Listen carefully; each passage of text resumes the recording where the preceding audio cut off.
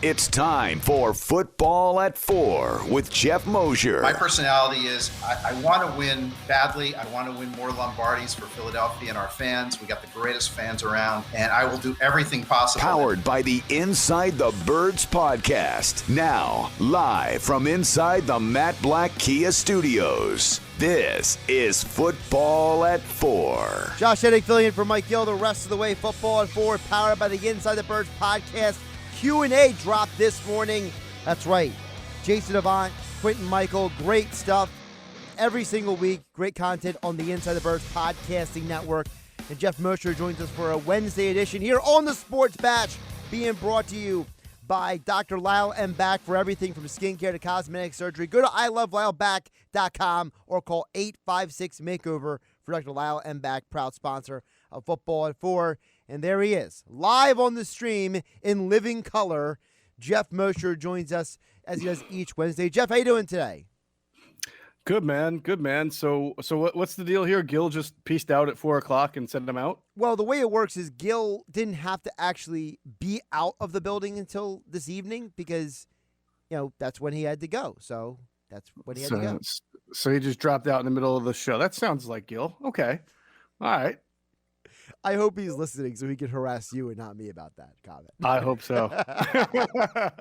So, Geoff, obviously, the Eagles, the storylines, the conversation never ceases, never goes away.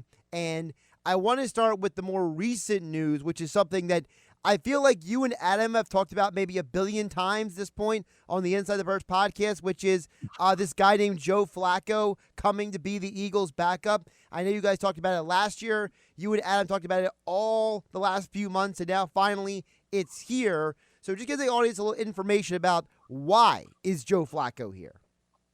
Well, the Eagles need a backup quarterback. We've talked about that for quite a while. They only have one quarterback on the roster until Joe Flacco, and that was Jalen Hurts. And you just can't go into an offseason or even a season, right?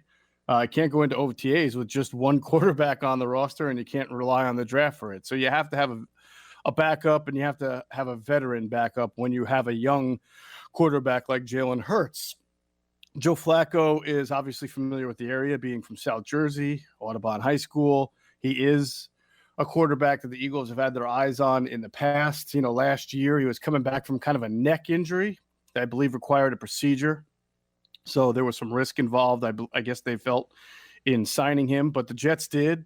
I know the numbers stink, but I watched a couple of games, and the bottom line for Joe Flacco being a backup, he can still throw the ball fairly well. I don't think he's got a dead arm or lost a whole lot of strength. He's always had one of the best arms in the league. He knows West Coast offense as well.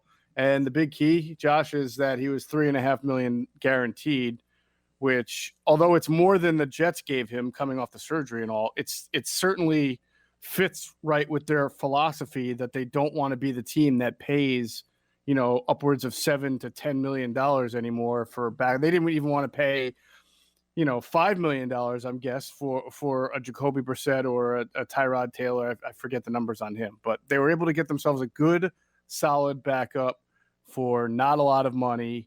And if something were to happen to Jalen Hurts or any other quarterback they were on, this guy can go in and do an admirable job. I laugh, Josh, when people go, Joe Flacco, have you seen him play? Oh my God. So I play this game with people, right?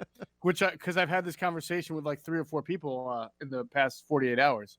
And I say, okay, let's take Joe Flacco out of the equation. How do you feel about Blaine Gabbert? Oh, terrible. How do you feel about Colt McCoy? Oh, he stinks. And so I say, well, do you see where I'm going here? I mean, is there a backup quarterback who's available right now for $3.5 million or less that is going to make the common fan go, oh yeah, I really like it? No, I mean these people are backup quarterbacks at this point in their career for a reason. So I know people don't like to hear it, but he's one of the more talented backup quarterbacks that are left on the market.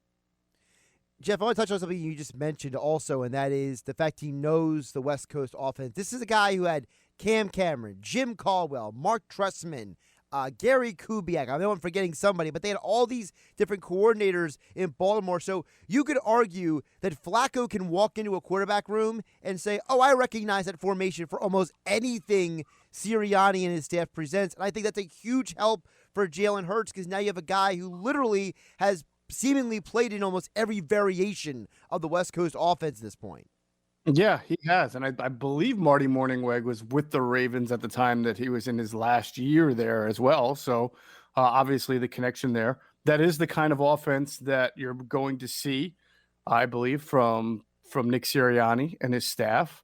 Now, sometimes you would like a backup quarterback to have a similar skill set as your starting quarterback, so that if your starting quarterback goes down, then you bring in someone who can run the offense the same way. And clearly you're not going to capitalize on any mobility from Joe Flacco that you would with Jalen Hurts. But you can't always have what you want when you're looking at backups.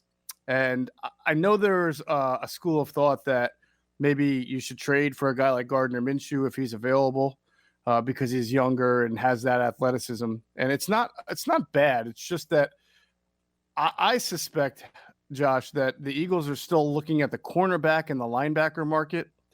And I don't know if they're going to get what they want from free agency. You may need some draft picks to, late kind of draft picks to deal to get a guy you might be looking for. So you'd rather save those draft picks for that instead of a backup quarterback. Geoff Mosher joining us here, Football at 4, powered by the Insider Birds podcast. Jeff and Adam dropped on Monday morning. They drop again tomorrow morning at 6 a.m. Q&A dropped this morning on the Inside the Birds podcasting network. Jeff, you mentioned, you and Adam, on Monday about the possibility that they might not be done because you guys referred back to Jim Schwartz. What did they do? They brought in Leotis McKelvin. They brought in Nigel Bradham. They traded for Ronald Darby. So you look at Anthony Harris. That could be the first domino. Is there a specific type of player or maybe a specific name out there that maybe people should keep an eye on that maybe is the next guy that they bring in? So actually, you may even want to consider Hassan Ridgeway re-signing as the first domino, right? Because he played in the Colts scheme before he came to the Eagles. And of course, as you mentioned, Anthony Harris. I was told, by some people to look at the Vikings and the Colts as teams where players who came from there would be natural fits for what Jonathan Gannon wants to do defensively with the Eagles. I know that Mackenzie Alexander is a free agent who I believe has not yet been signed. And he is someone that was on the Vikings for the last 4 years. So he's a name I would keep my eye on. Perhaps some linebackers, if you look at, and I don't know the status of some of the backup linebackers on the Vikings, like a Troy Davis, or there was another name on that list that I can't remember because it's just not a household name. But, I suspect that the Eagles are going to try to look for more hybrid-like players. They're going to be in a lot of nickel. They're going to be in a lot of dime, as most teams are. And they're also going to probably play more of a Zimmer-style defense, Josh, which is a lot of cover 2, some cover 3, some Tampa 2 like looks in there. And if you want to do that, you need some linebackers who really understand like pass concepts, not just running with a tight end downfield, but depth in your drops and things like that, especially in zone. I feel like Alex Singleton's strength is going to get the football in the run, side to side. We saw him really improve in that area. Not so much as a deep middle type linebacker in zone coverage. So I would look for the Eagles to try to bring in either a linebacker who really is familiar with those kind of schemes, or one of those high, how you see a lot of teams now taking safeties and making them into weak side linebackers or coverage linebackers. That may be an area that the Eagles have to explore as well for their sub packages. Well, we know the Eagles are already moving Gerard Avery to a linebacker position as well. So it seems like they've already started that process. I know one guy in the draft people are looking a lot at as a potential guy that could be multiple positions is Asante Samuel Jr. So there are some guys out there that are interesting, but it's interesting to see you mentioned the hybrids. It feels like they're already doing that with Avery. Yeah, I wouldn't though, only because I think Avery, while he can play in a 3-4, is better going forward, not backwards. Now, does he have the ability as a 3-4 outside linebacker to drop into a little bit of coverage? Yeah. That's a little bit different though than your inside linebacker who is, assigned to a quarter or a half the field in a certain type of zone that you're playing. So I don't think Jannard Avery is that type of guy that plays the deep middle and those crossing routes and has that kind of area to patrol. I think that if anything, he probably, I know they're moving him to linebacker to see if the athleticism works, but I still think he's more of a player who's best going forward and only limited is at times going backward. I really think they're just trying to preserve save face here and, have him compete. I'd be surprised if he made the team at this point, although we'll have to see. But obviously giving up a 4th round pick for him does not look very good right now. No, it doesn't. But I'm interested because you mentioned the athleticism. Where does that leave a guy like Davion Taylor? Because remember, he was supposed to be the athletic project that they selected, they brought in. And, I mean, I don't really know what his fit is going to be. I know a lot of people liked him as a project, but when you draft a project, you got to have a plan for him, right? Absolutely. And, some of the traits that I just mentioned about playing in those zones and dropping back and being able to run and close quickly when the ball is kept, like the old Tampa defenses, right, where they would just give up underneath, but then swarm on you. All of that takes experience. It takes knowledge. Some of those guys who played in those schemes were not like high draft picks. I forget what Derek Brooks was drafted. You probably know more than me, but they're not always high draft picks. They're usually really smart, instinctive football players. And the thing with Davion Taylor is he has such little experience in general, as both from high school to college to now, with only playing a handful of snaps last year, that I have a hard time thinking that he can do what they want him to do.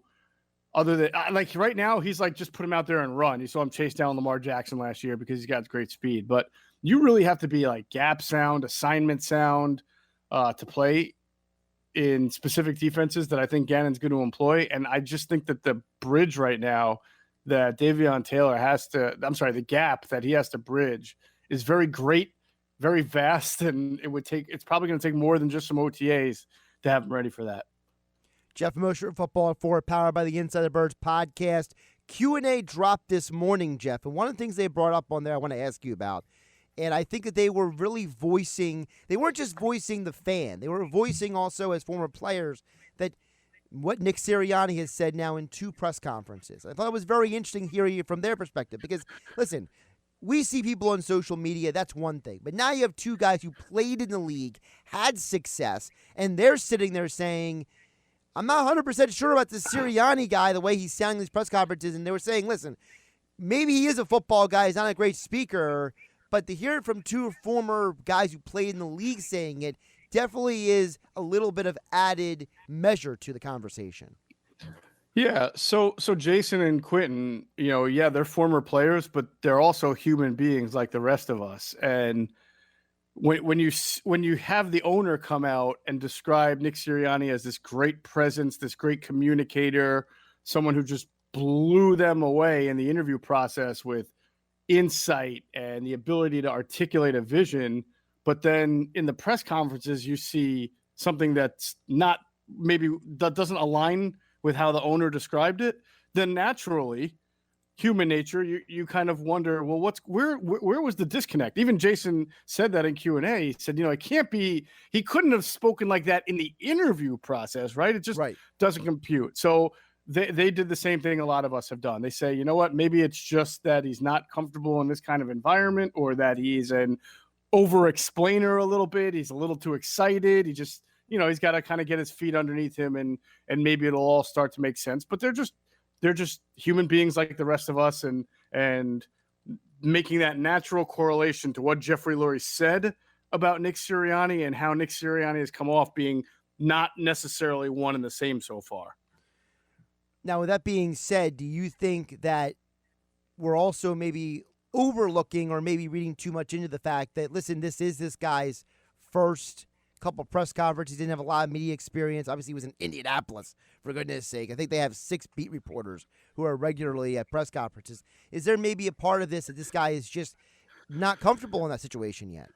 Yeah, really, it's not like what he said, right? It's just the delivery that people, and myself included, have seemed to kind of look at kind of side eye. And so maybe, I don't think anybody questions whether or not this guy is a good football mind. You just wonder, as Jason really articulated well from a player standpoint, is that once the season starts or OTAs and you're at the NovaCare, it becomes kind of a bang, bang, bang thing. Here's a meeting, here's a practice, here's lunch, here's another meeting, here's a class, here's this film session. And everything is done in such an orderly and almost robotic manner. And the key on that is efficiency. Like the coaches tell the players what they need to do, the players do it, there's corrections, there's this, there's that. And if you have a coach who's talking in a meeting the way he was talking to the media, which is not making the best use of time and over explaining and almost kind of speaking in a way in which you almost sense that he doesn't think the audience understands what he's saying, then that's kind of not as efficient as you would normally like it to be. And of course, Jason and Q both made the point that who knows, we're just judging him on the press conference, but that you do have to hope that when it's time to like gather the troops together in the NovaCare or on the field on Sundays, that there's delivery, there's quickness, there's precision, and then there's efficiency. Yeah, and there's also that famous or infamous, depending on who you ask, video of him out there, chatting up at practices, and he's a way different person on the practice field, it seems like, than in front of a microphone. So maybe there is something to that. And it's interesting because you and Adam mentioned on the podcast, the Eagles have a history of these more calm, monotone, relaxed guys. Doug Peterson, except for the couple times he got antsy with the media. Chip Kelly, except when he would get diatribes out of his way. Andy Reid with, the time is yours. Ray Rhodes wasn't even that exciting himself. You would have to argue, what was it? The last rah-rah guy was legitimately what? Well, I was going to say Dick Vermeil, because Buddy was kind of like an old man at times as well, wasn't he? Like he was kind of but I would say the last coach to have some personality, some bombastic personality was Buddy. Yeah. But you're right. Buddy's idea of having personality is a lot different than Nick Sirianni. Right. Nick Sirianni is like the eager beaver, and Buddy just wanted to tell everybody how great his defense was, and and how much every quarterback sucked. So yeah, Buddy wanted to tell everybody, look, I have Super Bowl rings. I was the '85 Bears coach, and right, he wanted to trash talk and boast. Nick just wants to go out there and talk about his brother winning high school championships, which is weird in and of itself. Geoff Mosher joins us here, Football and Forward, powered by the Inside the Birds podcast. Sticking with Sirianni, because we talked about Flacco a little bit earlier. Is there any signs to you with what the Eagles have and have not done so far of what we can expect from Sirianni's offense? Because I feel like the only thing we know is, all right, well, he was in Indianapolis. He was with the Chargers. Steichen was with the Chargers for basically a decade. I mean, can we take anything more, or are we still in kind of a holding pattern with that? I mean, I know that Nick Sirianni in the past has talked about his philosophy is trying to get the ball in the hands of his best playmakers, the ones who have the most, athleticism and speed within 5 to 15 yards, and let them make the yak yards, right? And so theoretically, Josh, he should have a couple of those players already in Miles Sanders and Jalen Reagor. Dallas Goedert for a tight end has good athleticism, and he certainly makes yards after the catch as well. So that's 3 players right now there. I don't think that there's a guy that sort of fits that bill in free agency right now that they, A, have the money to want to get, or B, are going to do. Like, I think they're going to get a veteran wide receiver, because if you don't have Marquise Goodwin here, which you don't now, then you really don't have any veterans. I mean, you have Jalen Reagor in year 2 and Arcega-Whiteside in year 3, and he may not even make the team. And Greg Ward is young, and Hightower and Watkins. So it would help to have kind of a veteran guy. But I think it would be a 1-year kind of deal, and guy maybe not get a whole lot of playing time depending on what they do in the draft. But no, I mean, as far as scheme, it's not like when Chip Kelly came in here and you knew they were going to be running up tempo and look for the lighter, faster offensive linemen and, the bigger slot. He was into that with Jordan Matthews. So far, no real, I'd say, telltale moves in that. Well, no, there haven't been any moves on offense. So they do. I do think they need a big running back. Some say you can just get that in the draft. Fine, that's fine. But I would think that they would look to upgrade that, later. Remember, they got LeGarrette Blount in May in 2017. Yeah. So there's time. there is time, and I think that sometimes people forget that you don't just make it off season in 1 week. Like I ran into an Eagles fan last night who was like, "My goodness, the Giants got Adoree Jackson," and I was like, "You realize they overpaid for Adoree Jackson? All the Titan fans are making fun of the Giants now online because they're like, you paid that much money for that guy." So I think people are overlooking the fact that the Giants got Kenny Golladay and Adoree Jackson, and they also paid them a stupid amount of money. So. They did. They paid a lot of money. But, you can make the argument, though, it does make them better. If it would be one thing if Adoree was their number one, but the fact that you can line up with James Bradbury on one side and Adoree on the other, that's still pretty good. And so if you had the money to be able to make that, I don't like when teams go crazy in free agency. They really didn't. They just spent on two guys, Golladay and Adoree. We'll see. I will say Adoree is a young guy in his second contract. Those are the type of guys that you ordinarily would like to pay. I mean, this is what the Eagles did with Brandon Brooks. They paid him pretty good money before he was Brandon Brooks, right? Like when he was coming over from Texas, they signed him to a long-term deal in free agency, and people were like, "Who's Brandon Brooks?" And he wound up becoming one of the better guards in the league, if not one of the not the best. So it's better than airing on a guy who's like 33 and you give him that kind of money. Yeah, getting the guy who's the sexy attraction might not always be the best move in long term. Or at least the Eagles have shown that. You mentioned LeGarrette Blount, Chris Long, guys like that. He's Geoff Mosher, Inside the Birds podcast, at Geoff Mosher NFL on Twitter. The next edition drops tomorrow morning, 6 a.m. Geoff Mosher, Adam Kaplan, Inside the Birds podcast. Geoff, you want to give the audience a little tease for that? For the next Inside the Birds pod, which will drop tomorrow morning at 6, we're going to talk about give a little more insight into the Joe Flacco signing. There's a little more to that than we know. We'll continue to talk about moves that we expect the Eagles to make in the coming weeks. And next week, Josh, next week will be the first installment of Inside the Draft with Greg Cosell. That we'll have on our drop. It'll drop Tuesday, March 30th at 6 a.m. So we look forward to that 6-week program with Greg Cosell on our Inside the Birds platforms. Cosell, one of the best ever when it comes to the video breakdowns. And my favorite is that when you or Adam ask him a question, sometimes he just gives this like brutal answer that like nobody else on earth is going to say what he's going to say because he just doesn't give a you-know-what sometimes what people think. And that's what I love about him. Yeah, and he always says it's just what the tape says. It's not like he's lying or biased. That's what the tape tells him. What the tape says is what the tape says. Yeah. I love when you guys have Cosell on. Again, that'll be this coming Tuesday, Inside the Drafts, all a part of the Inside the Birds podcasting network. And Geoff joins us every Monday and Wednesday on the Sports Bash here on 97.3 ESPN. As all guests, he appeared on the Boardwalk on the Hotline. Geoff, good to see you in the... Have a good one, man. Same to you, Josh. Enjoy. Have a great day. And, of course, Football at 4 is powered by the Inside the Birds podcast and brought to you by Dr. Lyle M. Back. For everything from skincare to cosmetic surgery, go to ilovelyle.com or call 856-MAKEOVER for Dr. Lyle M. Back, proud sponsor of Football at 4.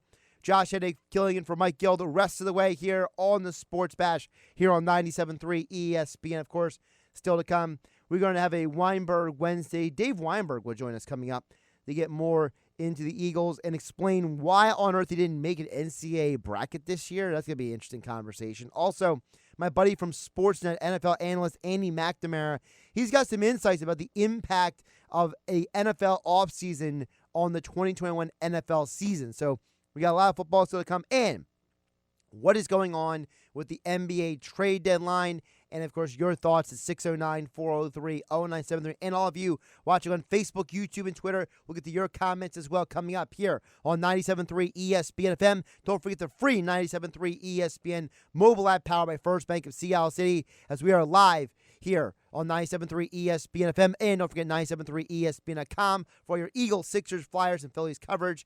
And, of course, we are live. You can watch the video at 97.3ESPN.com. Just click on Watch the Sports Bash. Visit our website, 97.3ESPN.com.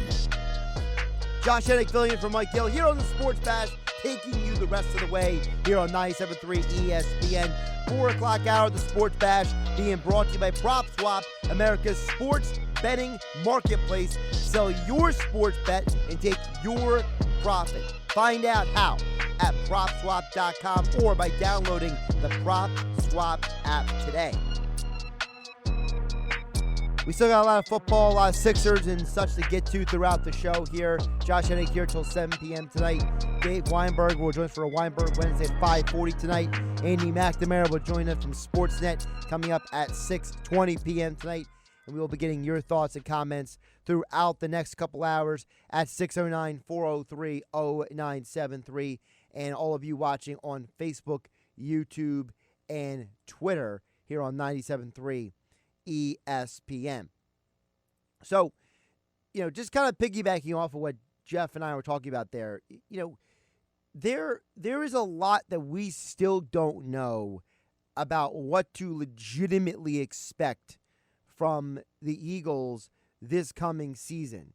And listen, when you think about what you are walking into, if you are an Eagles fan or an Eagles player, the player's obviously going to know more than the fans are going to know, so we only can assume so much. But as I mentioned yesterday on game night, and as I mentioned a little bit with Jeff a little bit ago, there are a handful of things that we can take away from what is going on. And by the way, a little Eagles news, Vinny Curry is signing with the New York Jets. So Vinny Curry is staying in the Northeast, but he is no longer on the Philadelphia Eagles. So he will be going up north. He will still keep being in green, but he will be with the New York Jets. So a little news for you on the Eagles front. So they are still in need of some defensive ends. You kind of have to wonder how much of that has to do with the defensive changes. Vinny Curry had a lot of success in Jim Schwartz's scheme. And while Salah doesn't run Schwartz's scheme at all, you have to wonder, because of Salah's success with defensive linemen in San Francisco, was that maybe appealing, and maybe Vinny Curry's lack of full understanding, or maybe he just was time for a change. Maybe Jonathan Gannon wasn't really appeal to him. There could be a lot of reasons why he did, but obviously Vinny Curry is no longer an Eagle. But that too is another sign. You can gather information from things such as what the team does or doesn't do for what to expect from the upcoming year. And whether it's offense with Flacco and maybe not signing certain guys, or defense when it comes to go out and getting a guy like Anthony Harris, the Eagles are giving you some information for what to expect this upcoming season. And part of what we can expect from this upcoming season is, on offense, I do anticipate this offense to function a lot better. I anticipate this offense is not going to be so predictable. There were so many times this year when you watch the Eagles, when Carson Wentz did the kill, right? Or when Jalen Hurts was in there and it was 2nd and maybe 10 or 3rd and 12. You knew what was coming. You had an idea because you knew what Wentz's tendencies were. You knew what Peterson's tendencies were. And none of their play calling was elite enough or good enough to make you turn around and be like, you can't stop that. That's an unstoppable play. Never. Never did you think that. So for Nick Sirianni and Shane Steichen and all that group coming in on offense, we do have an understanding that the offense is not going to be as predictable. We already know that from the get-go. It's not going to be simple like Chip Kelly's. It's not going to be predictable at times like Doug Peterson. That's the first thing that we know for sure.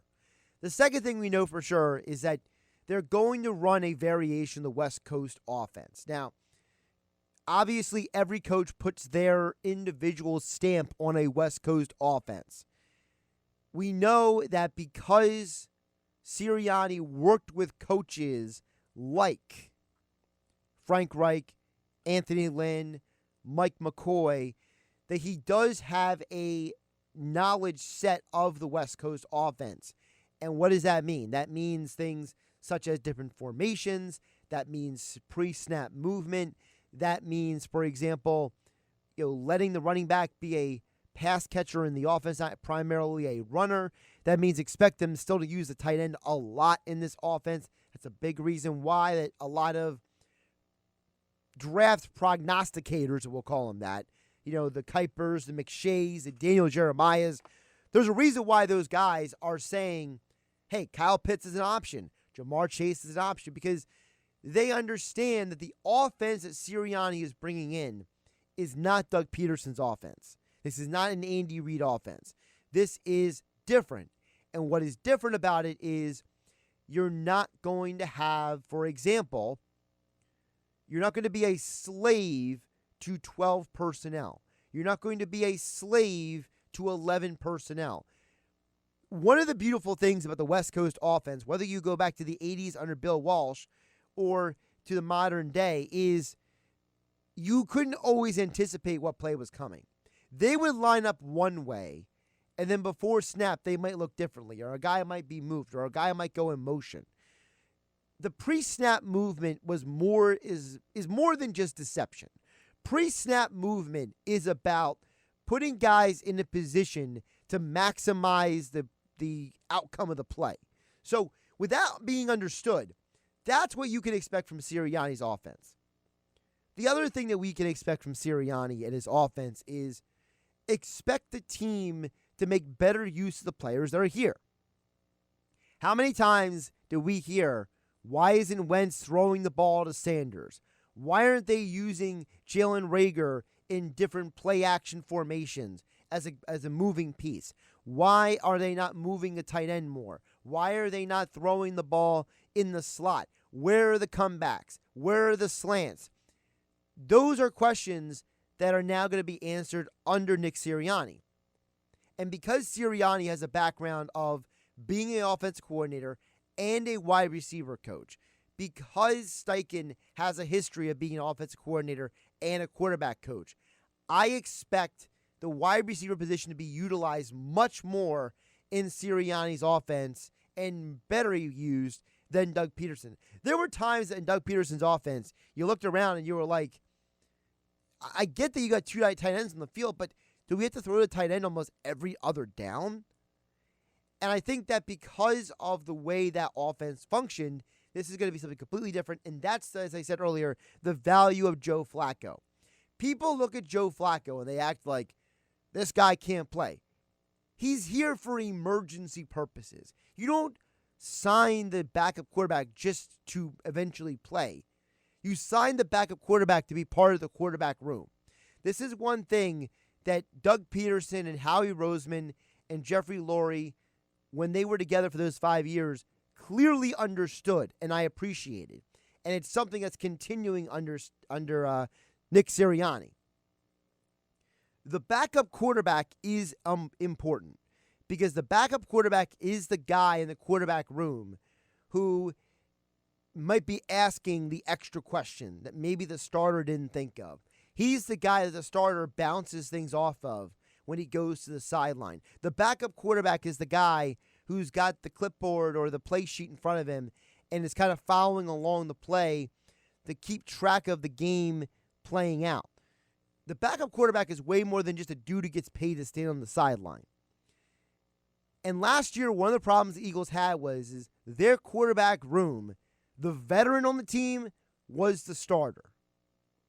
Carson Wentz proved last year that maybe he's just not the guy to be the veteran in a quarterback room. So when you had Jalen Hurts and Nick Sudfeld sitting with him after he made a bad play, what are they going to tell him? What is Sudfeld going to show Carson Wentz on the Microsoft Surface? What is Hurts going to tell Wentz? That's going to be like, oh, I didn't think of that, man. That's a great idea. Or that Wentz would even be open to. You need a veteran in there to turn around to the starting quarterback and say, this is why that didn't work. Let me help you understand this. Whether you like Flacco or not, all right, as Geoff Mosher said, he's not a dead arm, all right? He's not a guy who's coming in here who can't throw the ball anymore. The one thing what Joe Flacco will always be able to do, even at age 36, is sling it. Joe Flacco has and always will have a powerful throwing arm. Flacco's problem during his years in Baltimore wasn't his ability to throw. it was his accuracy. All right? It was his accuracy and it was his decision-making. So, you look back on Joe Flacco's career, whether it was just last year with the Jets or the year before in Denver or his final few years in Baltimore, he's just not the most accurate guy. But he's also a guy who has gone out there and slung the ball for over 3,600 yards 8 times.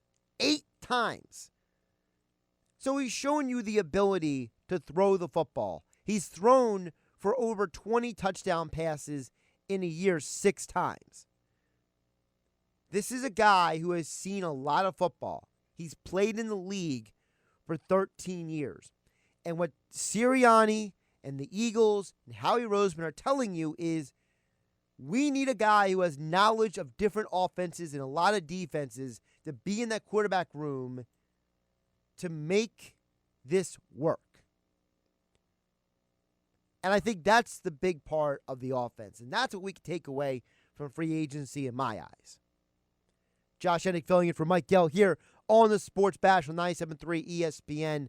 And even in here in my encased Matt Black Kia studios, it sounds like it's downpouring out there. So if you're out there traveling today here in South Jersey, please take your time because, man, it sounds like it's downpouring outside right now. Of course, you can comment on the stream, 973 ESPN. Watch the show live at 973ESPN.com. We are live on Facebook, YouTube, and Twitter. Also, the text board is open at 609-403-0973. 609-403-0973. Before we get to the text board, Dan EHT, I want to get a couple comments here on the what people watching on different platforms. By the way, shout out to Jeff Bone and Pookie. My God, Josh, you're the bro. Well, I've certainly been called a lot worse, Jeff. Thank you. Yeah, Jeff's a good guy. Jeff's always watching the stream here on 97.3 ESPN. Jeff also mentioned earlier today is Hump Day, which is very important because I always tell people it's Hump Day. You know, kind of like that commercial. Remember the commercial with the camel and the Geico commercial, all that jazz? That was always a funny commercial. I always appreciated that commercial. So, shout out to Jeff Bone and Pookie watching on YouTube. Dan EHT says on the text board at 609-403-0973. He says, sounds like the Eagles are destined for 4 wins next year. Well, I think you're being a little overly pessimistic, Dan EHT. Look, I don't think the Eagles are destined for 4 wins next year. I think that they had a 4-win season because of a lot of injuries this past year. If more guys were healthy, do we really believe that they would have had as many losses as they did?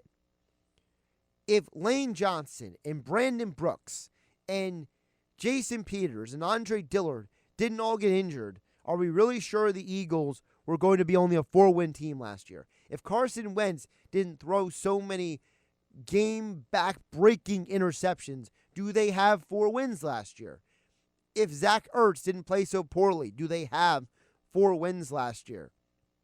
If John Hightower didn't drop some passes, do they have 4 wins last year? I could keep going in the list. I think whether it's Dan and EHT or anybody, there's a perception of the 2020 season and there's a expectation of the 2021 season that maybe isn't fully based in the same football that I saw. I saw a team that was ravaged by injuries, that certain players played very poorly. I don't think that means that the 2021 Eagles are destined for 4 wins. Because if guys are healthy and the quarterback doesn't turn the ball over 100 times, maybe you can actually win 7-8 games. I'm not promising you a playoff team until I see the final product, but I still think that the Eagles are a much better team when healthy than not. You know, last year impacted people in a lot of different ways. And you saw teams like the Saints not meet their expectations, right? You saw teams like the Packers not reach the Super Bowl again after being in the NFC Championship game. I mean, the goodness sake, the Packers, for all the success that they have had, right? And they've had a lot of success with Aaron Rodgers. Think about this. They've gotten to the NFC Championship game 3 times since 2016. 4 times since 2014. They haven't even gotten back in the Super Bowl. They won the Super Bowl in 2010, and they've been at the conference championship game 4 times over basically a 6-7 year period. They can't get in there. So there's a lot of teams that have not meeting expectations last year. The Eagles just happen to be on the really downside of not meeting expectations. So I don't know if this team is destined for 4 wins. I think they're a team that can give you a little bit more than that. We'll get more of your thoughts and comments at 609-403-0973 to get on the conversation. Also, we are live on Facebook, YouTube, and Twitter at 973ESPN. Check out the full video at 973ESPN.com of the Sports Bash. I'm Josh Hennig, filling in for Mike Gill. 4 o'clock hour of the Sports Bash being brought to you by PropSwap, America's betting marketplace. Sell your sports bet and take your profit. Find out how at PropSwap.com or by downloading the PropSwap app today. Still to come, we got Dave Weinberg to get more into the Eagles. Little thoughts on the NCAA tournament and more. Andy McNamara talks some Eagles and NFL at 6:20. Dave Weinberg at 5:40. Also, I'll give you my thoughts on the Sixers ahead of the NBA trade deadline. Keep it tuned right here, 97.3 ESPN FM, the free 97.3 ESPN mobile app, powered by First Bank of Seattle City. And as I mentioned, you can watch the show live at 97.3 ESPN.com. Now, back to the Sports Bash on 97.3 ESPN.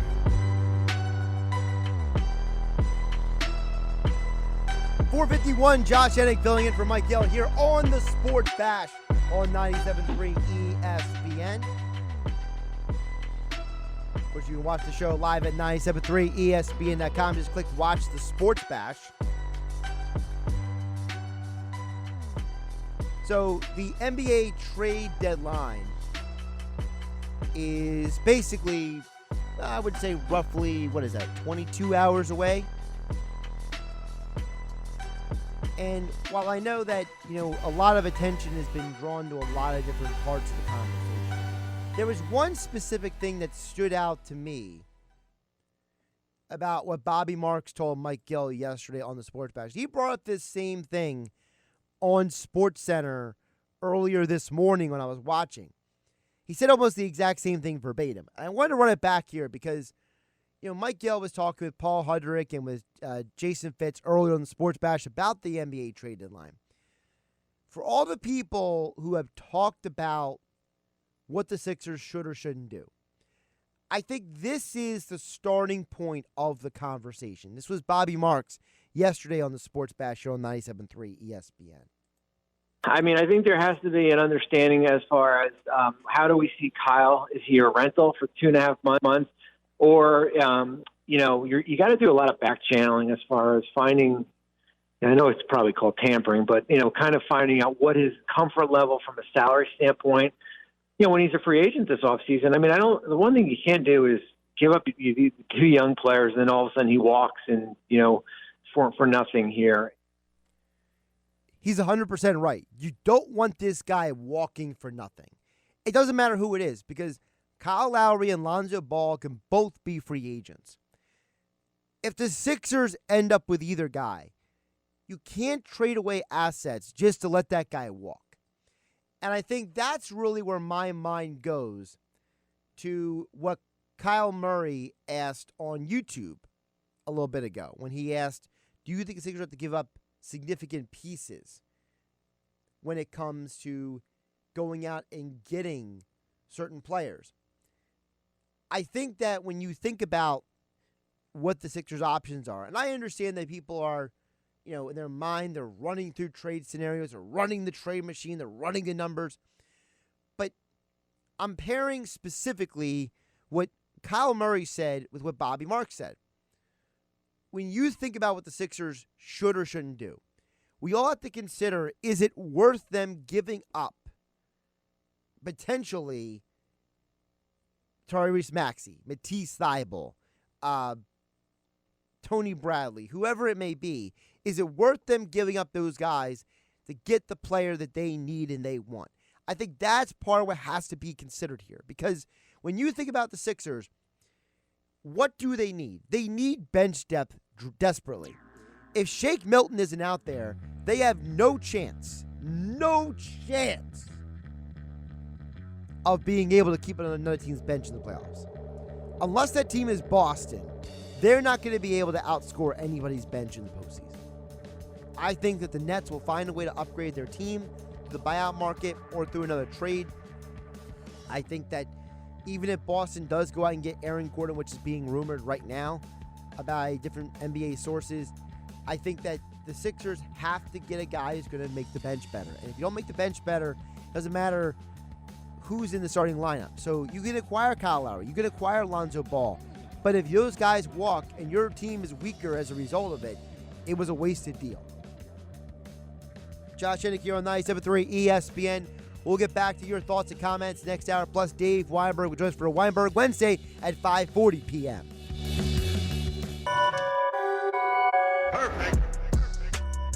Josh Hennig here on the Sports Bash, filling in for Mike Gill.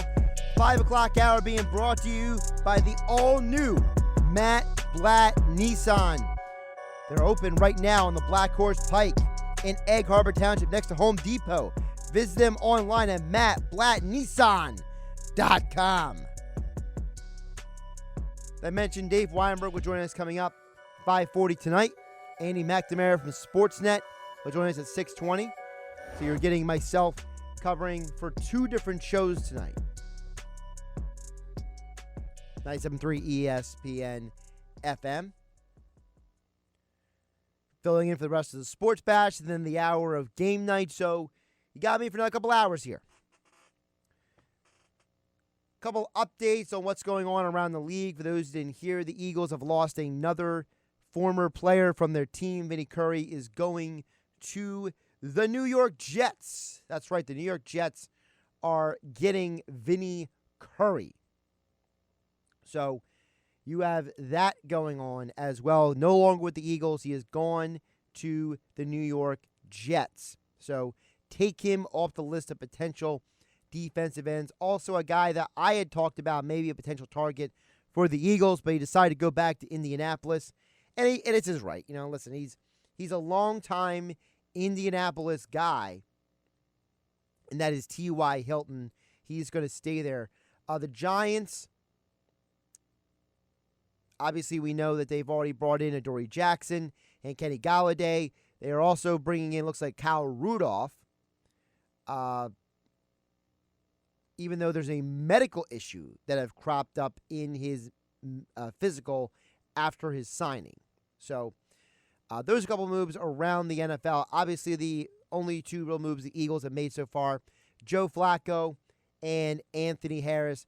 And listen, I said this yesterday on Game Night, and I wrote about this about Harris at 973ESPN.com because Jeff is asking me on YouTube, thoughts on the signings. I love the Anthony Harris signing. I think Harris makes so much sense for what the Eagles want to run. You look at what Jonathan Gannon worked with. First of all, he worked with him 3 years in Minnesota. So I love that aspect of the move, number one. Number 2, I like the fact that this is a guy who is a bona fide deep safety. He is a guy who he's going to go out there, and I'm not saying he's this guy, but there's an element in his game that reminds you a little bit of Ed Reed. If you watch a lot of Anthony Harris tape, whether it's game film, the All-22 tape, whatever, or television tape, whatever tape you want to watch, you notice that Harris has this uncanny ability to just be in certain places at the right time. And I think the combination of Jonathan Gannon coaching him for 3 years, the fact that the Vikings seemed to sour on him a little bit, even though they worked him like a dog last year. He played 100% of the defensive snaps last year. So they rode him hard, but they didn't really want him back. So basically they ran him into the ground, they kicked him out the door. He's only 30 years old, at 31. And I think it's a very underrated move by the Eagles. It's a guy who will know what Gannon wants to run defensively. He's a guy that can walk into the defensive room and say, this is how we did it in Minnesota.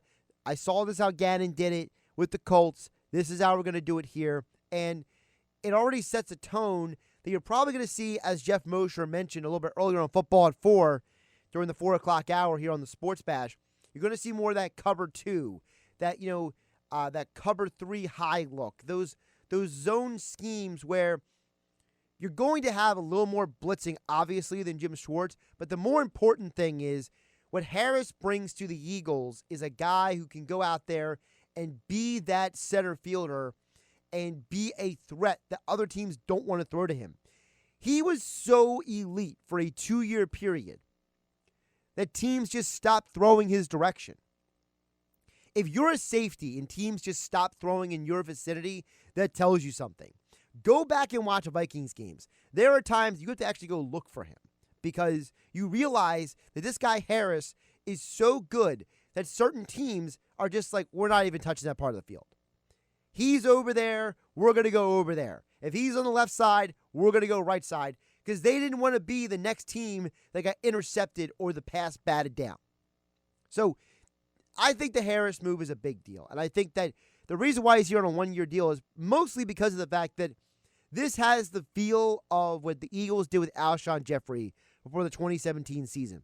Remember Alshon signed for that 1-year deal that was very heavily incentive-laden? And then during the year, the Eagles said, all right, you proved your worth, and we have a better idea what our financial situation is moving forward. Now we're going to give you the 4-year, $52 million deal that everyone now criticizes, but at the time made a lot of sense because Alshon showed himself to be healthy and effective, and he was for about a 2-year period until the injuries piled up. Harris doesn't have the injury history. So you're bringing in a guy who doesn't have the injury history, a guy who played 100% of the snaps for the Vikings last year. He's played also special teams, so he can contribute there as well for you a little bit. And he's a cerebral guy. You need more cerebral guys back there. So with losing a guy like Jalen Mills and bringing in an Anthony Harris, I think you upgrade at safety. I think it's a legitimate upgrade at safety. Now all you need to do is work on your defensive end depth and get some more linebackers in here, and you might have a defense that looks competent next year. Because whether you, for example, draft a guy in the second round like Asante Samuel Jr., or you go out there and get a guy like you heard Mackenzie Alexander earlier from Geoff Mosher, a couple other cornerbacks who are out there available. There are people that you could bring in here who make sense for the Eagles. And so when I think about what the Eagles are doing, I'd rather them take their time and make the right moves than go out there and be risky. Because one of the problems with this free agency is, and I know Geoff Mosher didn't fully agree with me, but I stand by this position. I think that the Giants overpaid for Adoree Jackson. That Adoree Jackson contract is insane. First of all, if anybody watched any Titans games in their lifetime, Adoree Jackson was famous for getting burned as a defensive back. For as phenomenal of an athlete as he was, and he still is, he's getting $26.5 million in guaranteed. That's almost the same amount of money that Shaq Griffin got in free agency. This is a guy who's going to receive $16 million the first year with the Giants. He has been injured each of the last 2 years. He has shown himself to not be a fundamentally sound cornerback. I feel like between Galladay's contract and Adoree Jackson's contract, it just feels like the Giants went out there and they were like, we're just going to throw money at the wall and hope for the best. That's what it feels like to me. Because Kenny Galladay, another guy who has been oft injured, okay? Galladay, often injured, got a huge contract from the Giants. Adoree Jackson, often injured, huge contract from the Giants. If those two players are healthy, great deals, great moves. Not healthy? Yeah, not so much. I'm just not feeling what the Giants are bringing to the table here and spending all this money. Listen, if anybody's ever been to Atco, okay, and I know you're not going to go to a place like Atco right now because of it's downpouring outside and COVID and blah, blah, blah. But back in the day when those of us who were younger, who would go out there and we would go check out the cars that were racing on the tracks, and we would look around and you see a car and that thing looked just amazing. I mean, the body work is amazing. The paint job is amazing.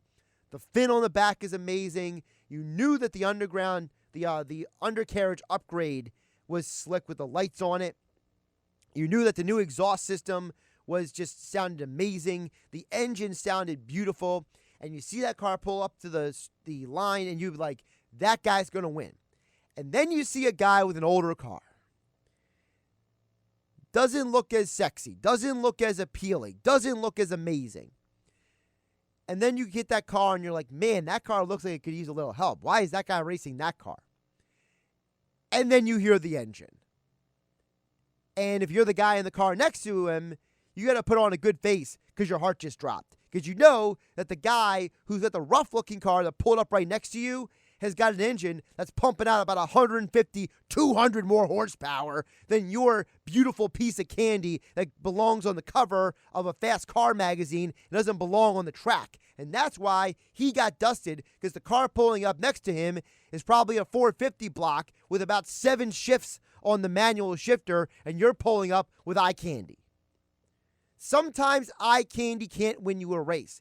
It gets you on the cover. It gets you attention. It might even get you the girls. But it's not going to win you the race. It's not going to win you the money. And I think that for a lot of people who are looking at what the Giants have done so far, the Giants are winning headlines.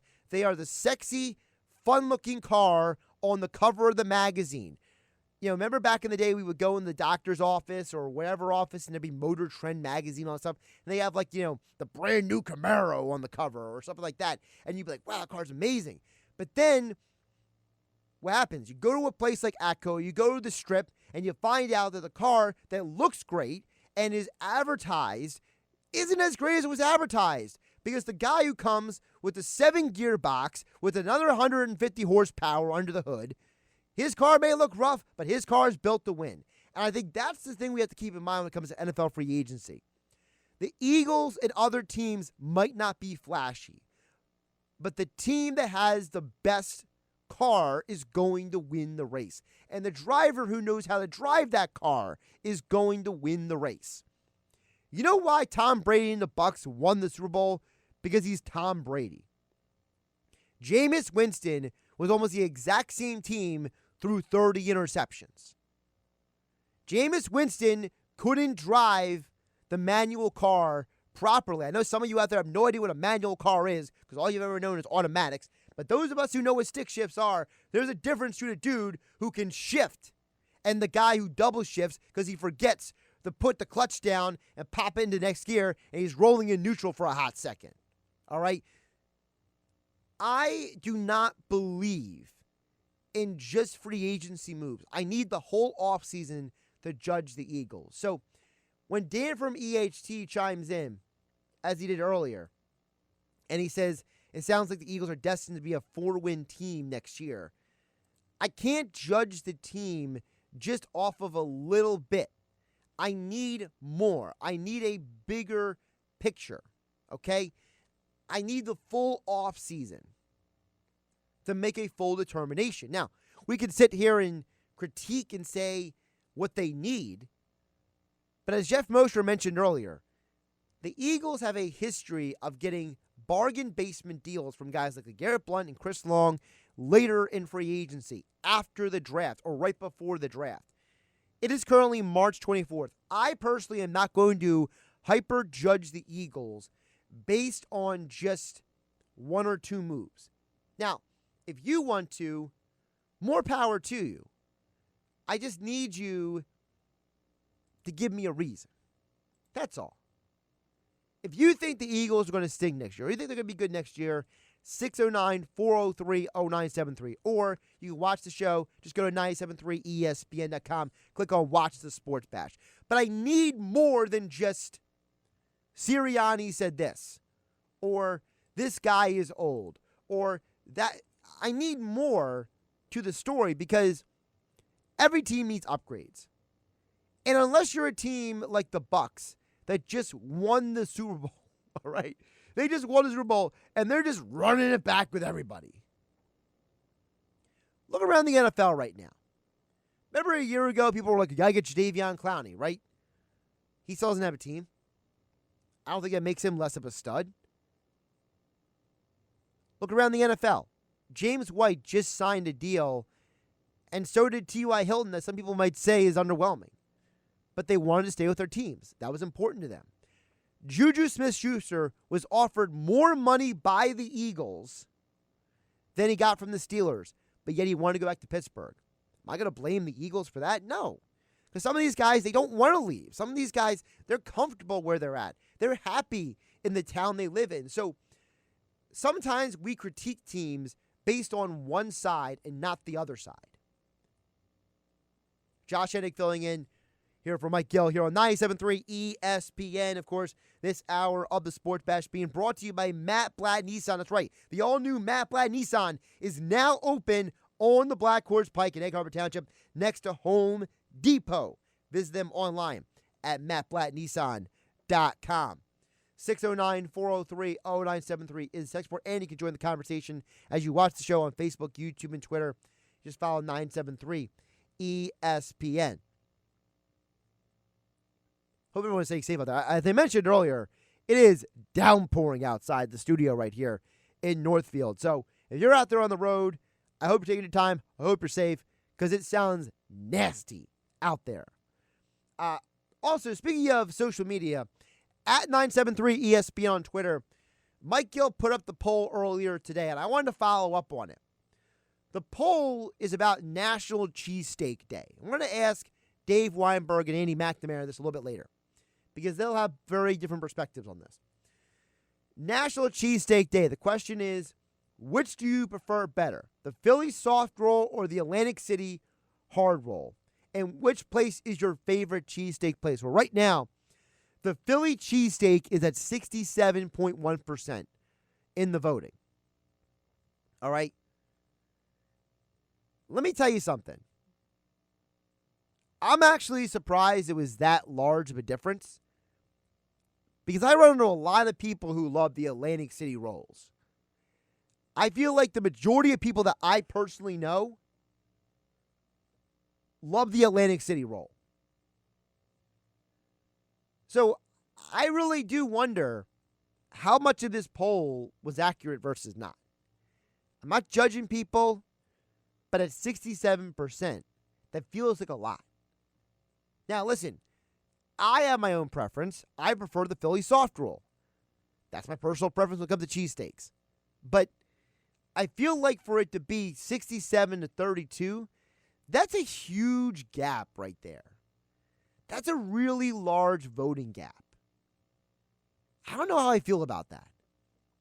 So you guys can comment about that as well at 609-403-0973 and on the stream at 973 ESPN. Josh Hennig filling in for Mike Gill here on the Sports Bash on 97.3 ESPN FM. Don't forget the free 97.3 ESPN mobile app powered by First Bank of Seattle. So you can listen to 97.3 ESPN wherever you go. Also, all your Sixer, Flyers, Phillies, Eagles, and South Jersey High School sports coverage all on the app.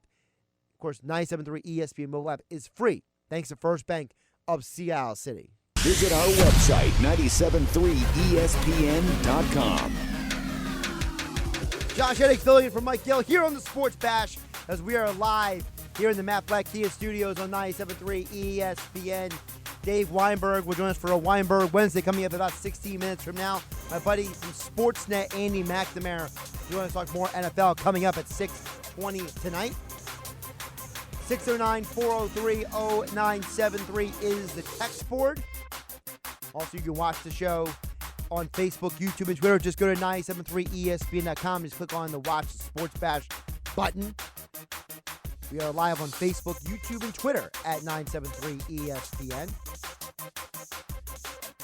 Sports Bash this hour being brought to you by Broadley's Plumbing, Heating, and Air Conditioning, your local provider who makes it easy to upgrade your home to the most energy-efficient equipment on the market. Plus, learn how to get a free furnace during the month of March only. Visit them online at broadleys.net. By the way, I'm loving the mixed reactions we're getting here. This is why you guys are some of the best people out there. All right? Because I'm getting reactions to 3 different things. I got Eagles reactions, I got cheesesteak reactions, and I have car reactions. So first of all, shout out to the texter. I don't have your name, so I can't give you name by credit, but I'll pop it up on the screen for those who are watching the video. Texter says, I got a Hemi. I'm about to blow out this souped-up Civic next to me right now. You got me pumped up, Josh. See, this guy gets it. We've all seen the dude who thinks he's slick. He thinks he's cool because he's got the nice-looking fill-in-the-blank car. Doesn't have to be a Civic. Could be an Altima. Could be, I don't know, a Hyundai. Could be anything. And then you get a guy with a real engine, a real car that's got some oomph to it next to him. And then you realize that your car is more for show than it is for practical application. It's like those trucks back in the day that guys would. You remember when you were in high school and you have the guy who wanted to fit in with the country guys, and he would get like the Toyota, like with a Toyota Tundra back in the day that was like really not that great, and he'd pull up in the lot and he's like, "Oh, look at my new truck," and then you see the other guy pull up and he's got like a big Dodge Ram with a heavy engine in it. You're like, "Oh, never mind." Guy with the Toyota truck doesn't look so good. That's what this guy is. This guy is the guy with the real engine, pulled up next to the guy with the nice-looking car.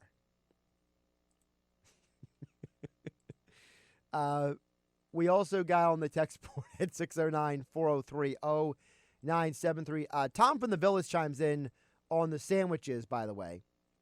We will get back to the sports in just a moment, but I enjoy these responses just too much. This is too much good conversation here to let go of. Tom from the Village chimes in and says, he goes soft roll for the cheesesteak, hard roll for the hoagie. That's Tom in the Village. Well, so a couple things. First of all, Tom is diversified because he's going Philly roll for the cheesesteak, but he's going South Jersey for what he calls hoagie, which is actually a sub. That's a whole other conversation. Mike Gill was talking about this before. This whole thing about, is it a hoagie? Is it a sub? There's all these different names for these sandwiches. I personally call them subs. Tom, you can call them a hoagie, but I know what you mean. I think that when it comes to the preference, I think it's a very interesting distinction. What you're saying is for the hot sandwich, you want the soft roll. And I understand it because maybe the idea is you're thinking, I want the soft roll to maybe allow for the texture of the meat to be bit into a little bit more, where you want the hard roll for the cold sandwich because the cold sandwich is already a little stiff and the hard roll encourages you to bite in a little harder. So that makes sense. Again, I personally prefer the soft roll for the cheesesteak like Tom for the Villas. I'm a little indifferent on the roll for the sub. I have to agree, I would probably go hard roll for the sub or the hoagie just because it just kind of seems like it goes together. Cold meat, hard roll, soft roll, hot meat. Just kind of feels like it goes together. It kind of feels like that's right. Certain things just kind of go together, and certain things don't go together. Like we all know that buddy of ours who we go out with, and he gets a strange drink with his meal, and you're like, that doesn't really go together, dude. And he's like, well, it goes together for me. And it's like, yeah, only for you. We all have that friend who likes chocolate milk way too much, or that friend who, if you go out, he likes that one beer way too much, and they drink those things with everything, and you're like, what is wrong with you, man? Listen, you could all have your personal preferences, but some things are just a little ridiculous. By the way, Dan from EHT also says soft roll all day for the cheesesteak. See, Dan and EHT, we may not always agree on football, but Dan, EHT, and I can agree on food. And that's what makes America great. We can agree on the food. We can't agree on the sports. 609-403-0973 is the text board. Josh Hennig filling in for Mike Gill here on a hump day Wednesday. A Weinberg Wednesday coming up in about 11 minutes from now. Dan from EHT also followed up on his text about the Eagles. So, Dan, I gave you the positive text before I got back into arguing with you, okay? Dan from EHT says, Jalen Hurts seems okay. Okay is not good enough. Lane Johnson is always hurt. Brooks is always hurt. The Eagles have no stud young bodies. None, Josh. All right, a couple things there. First of all, I am not prepared to judge Jalen Hurts based off of 4 games. I'm just not. I can't do it. I think the young man has a lot of potential. I think that if you compare him to the quarterbacks in this draft, and we'll talk with Andrew Check a little bit more about this tomorrow, but he brought this up on the Sports Bash yesterday about the fact that really the only guy who he believes is better than Jalen Hurts at this point of the quarterbacks who would be available theoretically for the Eagles would be Justin Fields. And I agree about that 100%. I personally do not have this faith in the other quarterbacks that some people do. Listen, I respect the Tom McShays, the Mel Kipers, the Dalen Jeremiahs, the Bucky Brooks, my guy Emery Hunt. These guys do a ton of film study. They do a ton of work. They do a ton of resourcing and gathering of information. I have never been a believer in potential over ability. That's why I was against Mitch Trubisky, and I was for Mahomes and Watson in that draft. That's why I was for Lamar Jackson, and I wasn't for Josh Allen. Now, I was wrong about Allen. He cleaned up his mechanics a lot. Josh Allen is a way better player today than he was when he was drafted, exponentially. But I'm still going to take the guy who has shown me the ability over the guy who I'm drafting on potential. Because for every Josh Allen, there is a Mitch Trubisky and a Blake Bortles. Okay? There are other guys who have potential, and it just never happens. Ironically, Mitch Trubisky is now Josh Allen's backup in Buffalo. What are the irony of that? Holy Toledo. But back to Hurts. I'm not going to take Trey Lance over Jalen Hurts. In my opinion, they're similar quarterbacks. They're athletic. They have powerful arms. They come from winning programs. What really makes Trey Lance that much better than Hurts, except for the unknown? They're enticed by potential sometimes way too much. I've mentioned this before. Zach Wilson has an injury history. I wrote this at 973ESPN.com. Zach Wilson has an injury history. He's injured both of his shoulders. Not exciting. Not liking it. Give me the guy who doesn't have the beat-up body before he comes into the NFL. That's Jalen Hurts over Zach Wilson. So for me, I'm not going to sit here and say that Hurts can't be good. He can't be great. I'm not ready to do that yet. Now, the other part of Dan from EHC's text is Lane Johnson, Brandon Brooks always hurt. Yes and no. Brooks has had injuries, but to say he's always hurt, I think is a little bit negligible of the actual story of what happened with him. Lane Johnson, he's been injured recently. I think that if Lane Johnson would have gotten his ankle taken care of right the first time, he wouldn't have missed so much time this past year and wouldn't have needed that major surgery that after he said that he claims his ankle collapsed, which I've never heard in my life. I feel like I've heard every doctor try to explain it, and I still don't fully understand it. The idea of your ankle collapsing is just far beyond my comprehension. I'm going to talk with UFC fighter Sean O'Malley later this week. He's on the UFC 260 card. He had drop foot. I can wrap my mind around drop foot, okay? That the idea is that the nerve got pinched in his leg, and he couldn't step with his foot anymore. And he kept rolling his ankle over, okay? I can wrap my head around that. I can't wrap my head around the idea of a collapsed ankle. So, Lane Johnson injury, I think, is a little bit of an outlier. But to say the Eagles have no young stud bodies, I think is unfair, Dan EHT, and here's why. Jordan Mailata is a young stud. I think that guy has the potential to be a bona fide NFL starter for the next 6 to 8 years.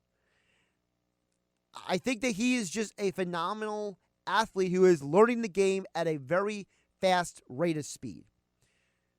I think that off the offensive line, I still think that Rager and Hightower and Watkins have the ability to be impact players in the NFL as wide receivers. I think Dallas Goedert is a young stud of a tight end. Dallas Goedert, a lot of people love him in terms of his potential, and I think he can be a really, really great tight end. I think if you look at some other guys on the Eagles on offense, they have talent. Maybe they don't fit under the CeeDee Lamb category, okay? But I think that Dallas Goedert has a chance to be a top 10 tight end in this league. I think Jordan Mailata is maybe a notch below a Pro Bowl left tackle in terms of his potential.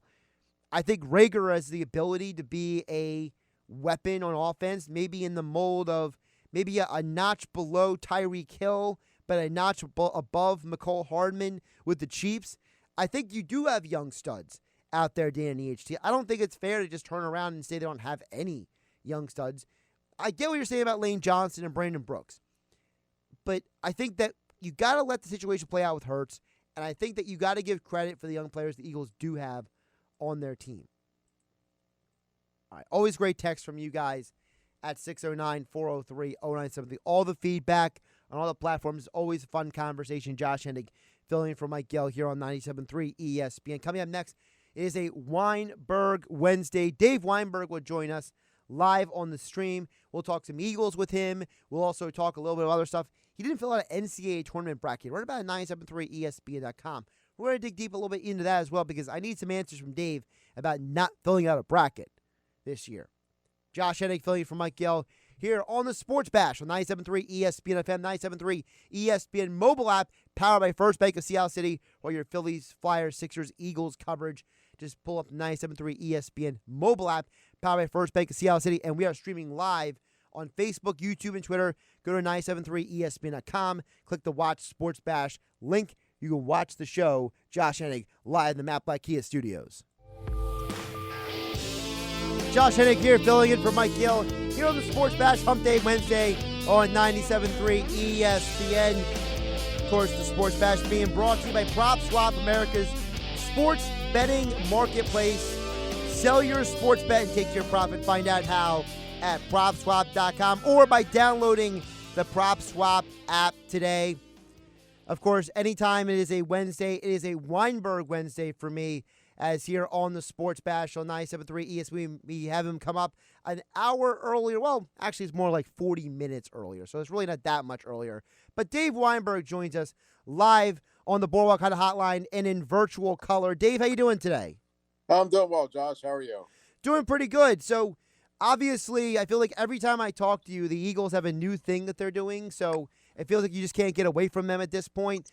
So, first of all, I got to start with, how do you feel about Joe Flacco? I know that you were saying, hey, they should bring back Nick Foles. So how do you feel about Flacco being the backup quarterback? Actually, I like it. I mean, I've gotten some pushback from some fans on Twitter because of it, but I think it's a pretty good signing. I mean, Joe's from South Jersey, grew up an Eagles fan. He knows the lay of the land. He knows what Eagles fans expect. He's a veteran, around for a little while, so I think he's going to be a pretty good mentor to Jalen Hurts. He's not a guy who's going to kind of push for that starting role. I think he knows what his role is as the backup, and I think it's a pretty good signing. I mean, Foles obviously was my first choice, but I don't think Joe's a bad addition at all. My favorite part about the Flacco addition is less about him specifically, Dave, the fact that dude had like 20 different offensive coordinators in Baltimore. I mean, he had Trestman, he had Cam Cameron, he had Jim Caldwell, he had all these different coordinators. So he's coming in and he can literally walk into that quarterback room, Dave, and just be like, hey, I've seen almost everything at this point, and that's a way to help Jalen Hurts as well. Yeah, I think you're right there. I mean, like you said, he's been around the block and he has a lot of experience with some different systems. So, if nothing else, it'll be a nice sounding board for Jalen. Somebody he can turn to when he has questions, or whether he just needs a confidence boost. And when you have a young kid like that who's unproven, so to speak, to have a veteran, a reliable veteran, a confident veteran behind him that he can bounce ideas off of or listen to, I think that's a good idea.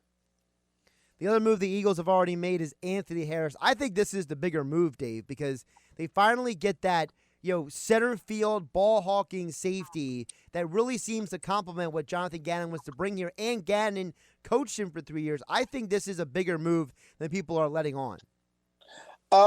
Potentially, yeah. I mean, he did tie for the league lead in interceptions a couple of years ago. I don't know if he had a great year this past season, but the fact that he has experience in Gannon's system, that's a big plus because you're coming in cold, really, with a new defensive coordinator. And to have a guy who actually knows what he expects and what he likes to run, I think that's a good move also. You're right. Dave Weinberg joining us here for a Weinberg Wednesday at Dave Weinberg 19 on Twitter. Check out his extra point columns at 973ESPN.com, which, Dave, I was surprised by your latest extra point column. You didn't fill out a bracket this year? I mean, that kind of feels like it's like almost like defeatist. Almost you were just like, I give up. I'm not even trying at this point. I understand part of your reasoning that your team got knocked out at App State, but it kind of feels like, most of us fill out the bracket, speaking of me, and really have no idea what we're doing. So, sometimes it's just about throwing the paint against the wall and seeing what sticks. Yeah, that's true. I mean, that's what I do most years anyway. But I don't know, for whatever reason, I just really wasn't into college basketball as much this year. And actually, the tournament almost kind of like crept up on me, if that's as hard as that is to believe. And, I didn't really have a feel or about, who might do well, who not. Everybody knows about Gonzaga, obviously. But beyond that, I just wasn't I guess I could have shelled out the $10 or the $20 or what have you and got my butt kicked like I always do. But I don't know. I just felt like I just didn't really feel like I was into it this year.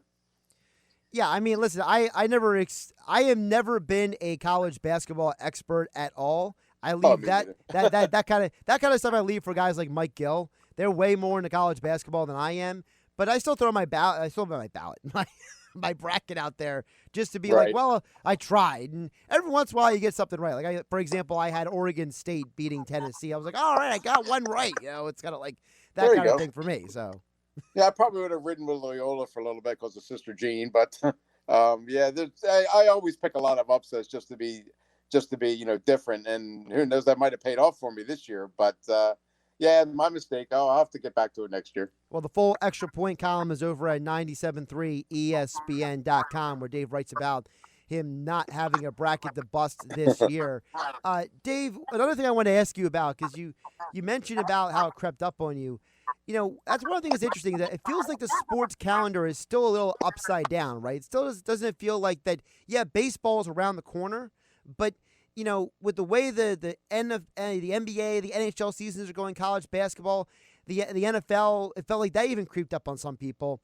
It still feels like 12 months removed from the pandemic lockdown that we're still all a little kind of getting a feel for what the sports calendar is. Yeah, I've been a little bit out of sorts as well. Some seasons are still going, some are just getting ready to start. Some are allowing fans, some aren't allowing fans. Speaking of high school sports, you got limited attendance for some, you got no attendance for others. We've talked about the wrestling tournament not being at Boardwalk Hall this year, and that's a big letdown for me personally because I'm a huge fan of that event. And it still seems like I think we can see the light at the end of the tunnel. But yeah, with sports is concerned, there's still a lot of confusion out there. You mentioned about Atlantic City. Obviously, one fight that will not be in Atlantic City, Millville's Thomas Lamana. You tweeted about this earlier. Will be fighting for the WBA Super Welterweight, and it's going to be in California. And then I just want to follow up on my tweet to you. I just think it's disappointing that it's like you could have been in Atlantic City. There's no reason why you couldn't be, but for whatever reason, Dave, it seems like people are just not interested in making that step yet. Yeah, I'm not sure why that is. I mean, I can understand in the beginning when there was no fans allowed, where casinos, they're in the business of entertaining people, and it's not just the concert or the fight or what have you, but afterwards, people hitting the casino tables, going to restaurants, bars, that kind of stuff, staying at their properties, and we don't have spectators there. It really makes no sense for casinos to do that. But now that there's a limited spectators allowed, you would think that they would venture out and at least do something. But and you're right, as you mentioned on Twitter, the PFL is coming back to town at Ocean, starting in April, which is a good move. And I'm kind of interested to see how Clarissa Shields fares in her transition from boxing to MMA there. So, and it's a good chance she'll be fighting at Ocean. So that's kind of cool. But yeah, I really miss boxing, as you know. And with Thomas Lamana having fought in Atlantic City so often, now he's fighting Arislandi Lara. Unfortunately, the fight's in California on May 1st. It would have been great to have it at Hard Rock or Ocean or Boardwalk Hall, but unfortunately, the casinos just don't seem ready to be able to bring boxing back right now.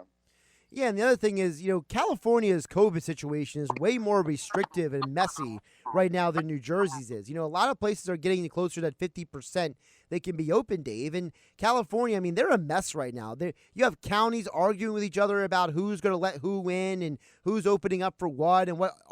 I was hearing last night on the Sixers game that apparently, there's a huge dispute out there over the Warrior games because there's one part of California that says you can have fans, another part says you can't, and the Warriors are like, well, we'll just test everybody before they come in the building, and the county's just like, yeah, no thanks. So it's like, okay, so we have boxing in California where it's a mess, but New Jersey where it's less messy, no boxing. It's just so strange to me. Yeah, I'm with you there. You don't know what to expect from town to town, from county to county. And New Jersey, they've kind of erred on the side of caution here, and I can certainly understand that. But I would like to see them just opening from a sports perspective. I'd just like to see them opening up a little bit more, gradually letting more fans in to enjoy the experience. I understand practicing social distances and following all the other protocols. That makes a lot of sense. But I do think that you could have a few more people than they have been allowing, and hopefully that'll come to pass as we go on through the summer. Dave Weinberg joining us for a Weinberg Wednesday here on the Sports Bash on 97.3 ESPN at Weinberg. Dave Weinberg 19 is his Twitter. Dave, before I let you go, I want to ask you, is there a NFL signing so far that has either surprised you or stood out to you? Because I know you're someone who keeps a close eye on that stuff. Not really. The main thing that I'm surprised at, I guess, is from the Eagles standpoint. I'm not sure what's happening with Zach Ertz here. It was pretty clear that he thought that he was going to be leaving, and everybody else thought he was going to be leaving, but yet he's still a Philadelphia Eagle, and now there's even talk that he might still be here in 2021. Now, how he's going to be able to deal with being with a team that doesn't necessarily want him. But I know that he's a Philadelphia Eagle at heart, and he wanted to finish his career here. So maybe that will come to pass. But it just seems like they kind of tipped their hand a little bit too soon by making it clear that they were looking to trade him. So now teams are shortchanging them, not offering what they think he's deserving of. So as compensation. So it's going to be a real interesting situation to see how that plays out, especially during the draft, I guess. Yeah, the other part obviously also is the fact that you have a guy in Zach Ertz who they gave his agent and him permission to go seek out a trade. So you have to wonder how those conversations went if a trade hasn't happened yet as well. But maybe you're right. Maybe when we get close to the draft, that's where it gets done because some weird trades happen on draft day every year. Yeah, I think as you get closer, you're right. I didn't quite hear what you said, but yeah, as far as they get closer, they're going to be more inclined to maybe take a lesser offer, especially like that number 6 pick is dangling out there where, teams want to move up and the Eagles are willing to move down, or maybe they want to pick up some picks later in the draft. So maybe Zach will be offered up as trade bait, if you will. I'm kind of hoping that maybe the two sides can reach an agreement, so to speak, and he stays here because I still think he has a lot of football left in him. I think he means a lot to the team and the community on and off the field. So I'm just hoping that maybe they can see their way clear to keep him in Eagle Green. He's Dave Weinberg at Dave Weinberg 19 on Twitter. Check out his extra point column over at 973ESPN.com. It's a Weinberg Wednesday. He joins us on game night usually, but he was kind enough to join us about 40 minutes earlier than usual here at the end of the final hour of the Sports Bash. Dave, I appreciate you jumping on, and we'll catch you next week. Oh, thanks, Josh. Thanks for having me as always. I appreciate it. Josh Hennig here on 97.3 ESPN. Of course, we are live on Facebook, YouTube, and Twitter. We saw Dave there in the virtual flesh here on 97.3 ESPN as we wrap up the final hour of the Sports Bash. I'm here for one more hour as we have game night tonight, the final game night of the week, of course, here on 97.3 ESPN. Andy McNamara from the Sportsnet is going to get more into the impact of the NFL season on the NFL offseason, I should say, on the 2021 season. So we'll get more into the free agent moves. I want to hear what Andy has to say, because Andy, the great thing about talking to Andy about the NFL is that he's an outsider looking in. So he's going to be able to give you a perspective on the league, not just for the fantasy sports that he does, but also in terms of just not being literally in the Northeast. So always good stuff with Andy. He's a regular for us during football season on game night on 97.3 ESPN. Great stuff from Dave as well. I still think he could have thrown out the good old try when it came to the bracket. He said he would have had Loyola going deep, so hey man, maybe he would have been winning a bracket this year. I know a lot of people did not have Loyola going deep in their brackets. I know a lot of people, myself included, who looked at the brackets and said they're going to lose somewhere along the way, and so far they haven't. They're in the Sweet 16. So you know what? Jeff Nadeau, Mike Gill, they knew something. I just can't give Sister Jean that too much credit. I mean, she's the most famous nun since what? Whoopi Goldberg and Sister Act? I mean, Sister Act didn't win anybody any NCAA championship, that's for sure. Josh Hennig here at Josh Hennig on Twitter. One more hour with you on 97.3 ESPN FM next. Now, live from the Matt Blatt Kia Studios. Oh, what a attack! Whoa, what a move! Here's Josh Hennig. I am Josh Hennig. This is game night, the final game night of the week here on 97. Yes, this is an amalgamation of the Sports Bash and game night, because Mike Gill was on from 2 to 4 today. I was on from 4 to 7 today. I'll be filling in for Mike Gill for the next 2 days from 2 to 6 on 97.3 ESPN. So we are live at the Matt Blatt Kia Studios on 97.3 ESPN. Yes, Matt Blatt Kia, they want to get you approved today. That's Matt Blatt Kia in the Black Horse Pike in Egg Harbor Township. Visit them online at mattblackkia.com. So we got a lot to get to this hour. Andy McNamara from Sportsnet will get more into the NFL offseason coming up at 6:20 tonight, so about 18 minutes from now.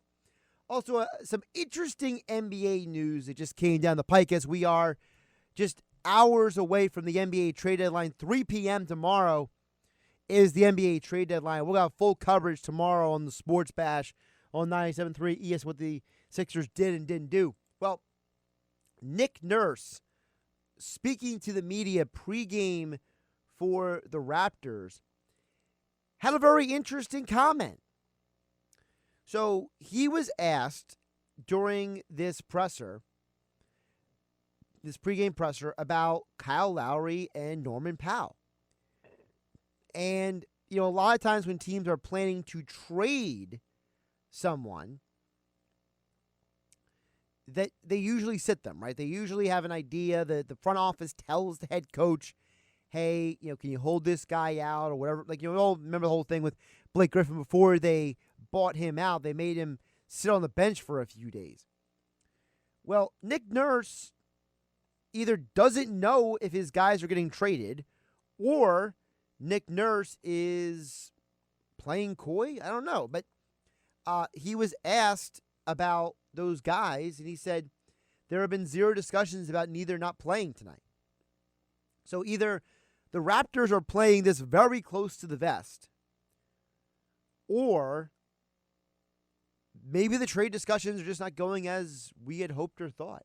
You know, there were a lot of reports, and some of them are over at 973ESPN.com right now, about what is going on with the situation with Kyle Lowry and Norman Powell. And you have to wonder, when you think about the Sixers and what is going on with them, you have to wonder, are the Raptors going to get the full deal that they want? I know some Sixer fans, they put out their scenarios where the Sixers could end up with both Norman Powell and Kyle Lowry. I don't think that's very likely personally from everything I've heard and read.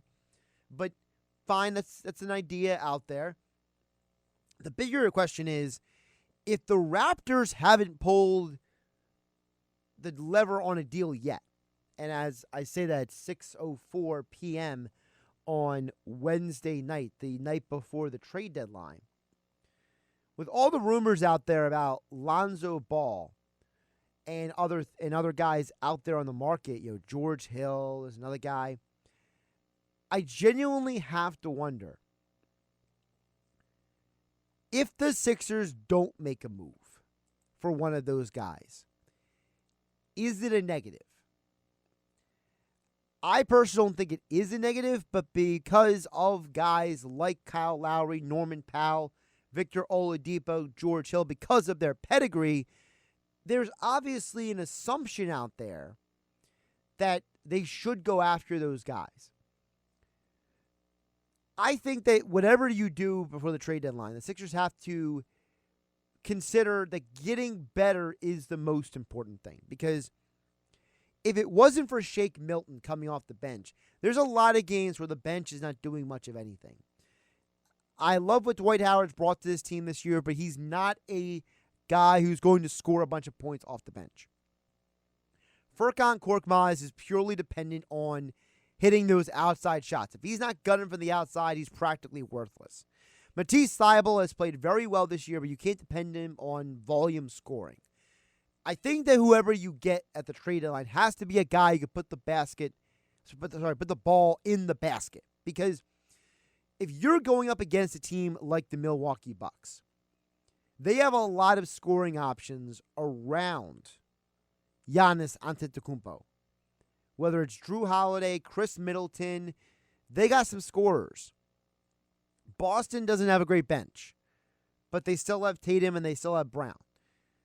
The Nets don't have a great bench, but I expect them to add at least one more guy in the buyout market. The Miami Heat, if they don't make a trade for like a Kyle Lowry and they get a smaller deal, their bench is definitely going to be better than yours. And if Ariza is anything like he's been in the past, watch out. So for the Sixers, to me, you know what your starting lineup is. All right? You know that your starting lineup, Embiid, Simmons, Harris, Green, and Curry, can arguably be competitive with any team in the league on a night-to-night basis. But the goal isn't just to be competitive on a night-to-night basis. Being the number one seed in the Eastern Conference is not always a guarantee of championship success.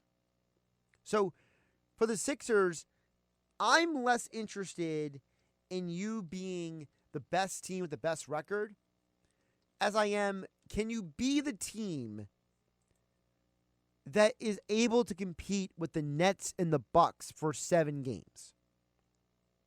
Remember, a couple years ago when the Sixers went blow for blow with the Raptors, and it took the Kawhi Leonard bouncing off the rim 20 times for it to go in.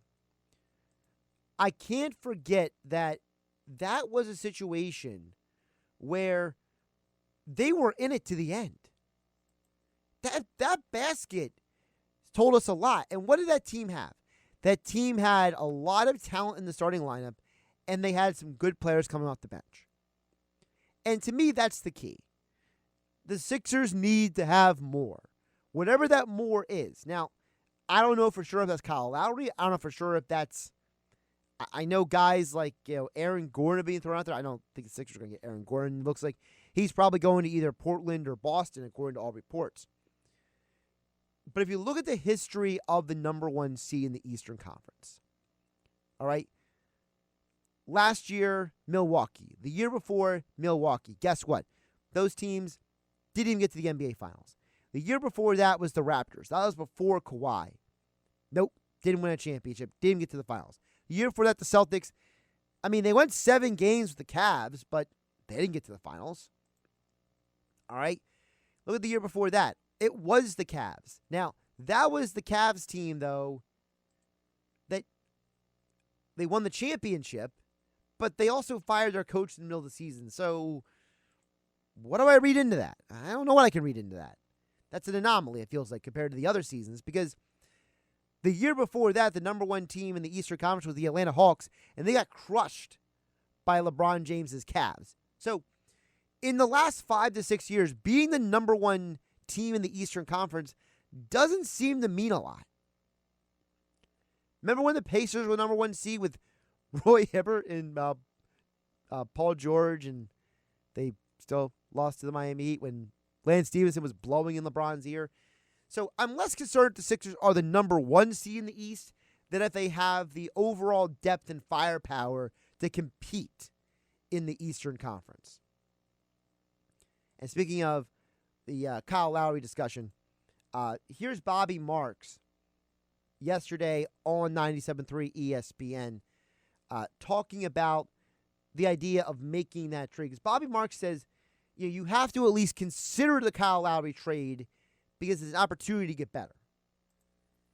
It's about opportunity. If the opportunity is there to make a deal that makes you better and it doesn't hurt you long term, because the group that you would be sending out are going to be free agents anyway. And I think that's something that you have to look at even if you are sitting at number 1. And I agree with him 100%. To me, it's less about being the 1 seed than it is about being the best team and being a better team. And that's really where I stand on that. I'm not going to be mad at the Sixers if they don't get a certain player or a certain situation. But I just feel like when I watch this team, I'm concerned that if Tobias Harris isn't having a good night, if Joel Embiid isn't out there, or Furkan Korkmaz isn't in fuego from three-point land, that this team is maybe missing something. And I think they need a little bit more. Dan EHC chimes in at 609-403-0973. He says, Sixers are missing something. Curry's the problem, in my opinion. He needs to be in a lesser role. I don't think that's fair, Dan EHC. I think that you're undervaluing the floor spacing that Curry brings to the court. I understand that Seth Curry had a very bad stretch of games at one point. All right? And part of that was because he was coming off the COVID, and the COVID has affected everybody differently when it comes to sports. But when you think about what the Sixers have done with him back in the lineup, if you go back to February 25th to now, he's shooting almost 39% from 3. So he's close to where he was before that point. And while he's been inactive for the last few games, during that stretch, they won all but 2 games during that stretch. Yeah. So during the stretch where he was shooting 39%, they were 7-2 with Seth Curry on the court. So I don't think Seth Curry's a problem. I think the problem is that when Seth Curry's off the court, who's filling that void as a floor spacer? The Sixers were very fortunate in the next game to get the shooting they got out of Danny Green. He did nothing for half the game. And all of a sudden he starts hitting these step-back threes in your eye, draining down the hoop. And I'm like, what the heck's going on around here? Like, what? So I just look at the Sixers. I don't think that guys like Curry are the problem. I think the problem is that when guys like Curry are not on the floor, who is filling that void? This offense is very specific. Doc Rivers' entire NBA life has been built around, can my team get the necessary contributions out of the supporting cast? Whether he was in Orlando, the idea was that Grant Hill, Tracy McGrady were going to go there. They were going to win an NBA championship. But Grant Hill kept having the ankle and foot injuries. Tracy McGrady was a one-man army, and they never got the job done. He goes to Boston when he had Paul Pierce, Ray Allen, and Kevin Garnett. They won the 2 NBA Finals, and they should have won the second if Kendrick Perkins didn't get injured, because then Andrew Bynum had that massive game. If Perkins is in the lineup, they probably win another NBA championship, and that's 1 off of Kobe's tally. When he got over to Los Angeles, Chris Paul played out of his mind for the majority of that run. But what happened in the postseason? DeAndre Jordan and Blake Griffin came up small in a lot of games, and they were depending on Jamal Crawford for scoring off the bench. Jamal Crawford is a great 6-man, but if you're expecting Jamal Crawford to help get you to an NBA Finals, you're grossly mistaken. So you need the supporting cast in a Doc Rivers system. The supporting cast is essential for success because the entire concept of what Doc Rivers has done in his NBA career is he gets the most out of everybody on the team. He tries to maximize what players do best. And if he can maximize what they do best, it puts them in a position to be the most successful. So when I look at the 76ers, I'm personally concerned about having other guys on this team because you know what you're getting from Tobias Harris. After last night's game, the 76ers are now 17-2 this year when Tobias scores a minimum of 20 points and gets 6 rebounds. And he had a double-double last night. The 76ers, they have Tobias, okay? They have Embiid when he comes back. They have Simmons. And they have Shake Milton. But they need more. By the way, this was Bobby Marks yesterday on the Sports Bash, echoing something that I wrote about over at 97.3ESPN.com. There's a difference between the Lakers roster with their 2 main guys out and the Philadelphia roster when they have an MVP candidate out, because you have a guy like Tobias Harris that a Laker team does not have. And you see this Laker team struggle. And I think if we were naming all-stars based on the whole season and not 35 games, Tobias Harris would be an all-star. I wrote about it at 97.3ESPN.com. We don't appreciate Tobias Harris enough. We don't appreciate what he brings to the table enough. And you heard Bobby Marks say it. Bobby Marks worked in the NBA front offices for 20 years. That guy literally started as a young man and lived 20 years of his life working in NBA front offices. And he's telling you, the Lakers don't have a third guy. You watch those Laker games without LeBron and without AD, it's poor. I mean, Schroeder's going to get his points. Montrezl Harrell is a nice player. He's a good player in the NBA. Kyle Kuzma, he can get you a double-double here and there, but they don't have a legitimate third guy. And if Dennis Schroeder's your third guy, and you're depending on him to carry you for stretches of time, I just don't think he's that guy. Tobias Harris has shown you that he can be a bona fide weapon for this team, and I don't think we appreciate him enough. Again, the NBA trade deadline is tomorrow at 3 p.m. Full coverage tomorrow on 97.3 ESPN. I'll be covering for Mike Gill from 2 to 6. So right after the NBA trade deadline, we will talk with NBA insider Brandon Scoop B. Robinson at 3:20 for Inside the Sixers. And then Yahoo Sports NBA writer Keith Smith will recap the entire afternoon with us at 5:30 tomorrow. So we got all kinds of NBA coverage for you tomorrow on 97.3 ESPN. All right, I'll get to more of your text messages in just a bit at 609-403-0973. And all of you watching on Facebook, YouTube, and Twitter, hello, how you doing? Hope you're having a great day. It was downpouring outside here in South Jersey. I hope you were staying dry out and about, whatever you're up to today. Coming up next, we'll make a transition back to the NFL. We'll get back to the NBA before the end of the hour. But coming up next, my buddy Andy McNamara from Sportsnet will join us to get more into the NFL. The impact of the NFL offseason on 2021 season is what? We'll get into that with Andy coming up next here on Game Night. I'm Josh Hennig, and this is 97.3 ESPN FM. Don't forget the 97.3 ESPN mobile app. It is free, thanks to First Bank of Seattle City. You're listening to Game Night with Josh Hennig on 97.3 ESPN and the free mobile app. Josh Hennig here on Game Night on 97.3 ESPN. We'll get back to the NBA and Sixers talk in just a bit. We got to get back to the NFL because joining us right now on the Boardwalk kind of hotline, you hear him all throughout the NFL season. Sportsnet fantasy sports expert as well as NFL analyst Andy McNamara joins us right now on the Boardwalk kind of hotline. If you're watching on Facebook, YouTube, and Twitter, you can see Andy as he is. His shirt is much more professional than mine today. How you doing, my friend? Josh, good to talk to you, buddy. Yeah, I thought, you know what, we'll do the button down. I've been in an old lacrosse shirt for most of the day, so I thought I'd class it up for you a little bit. Right.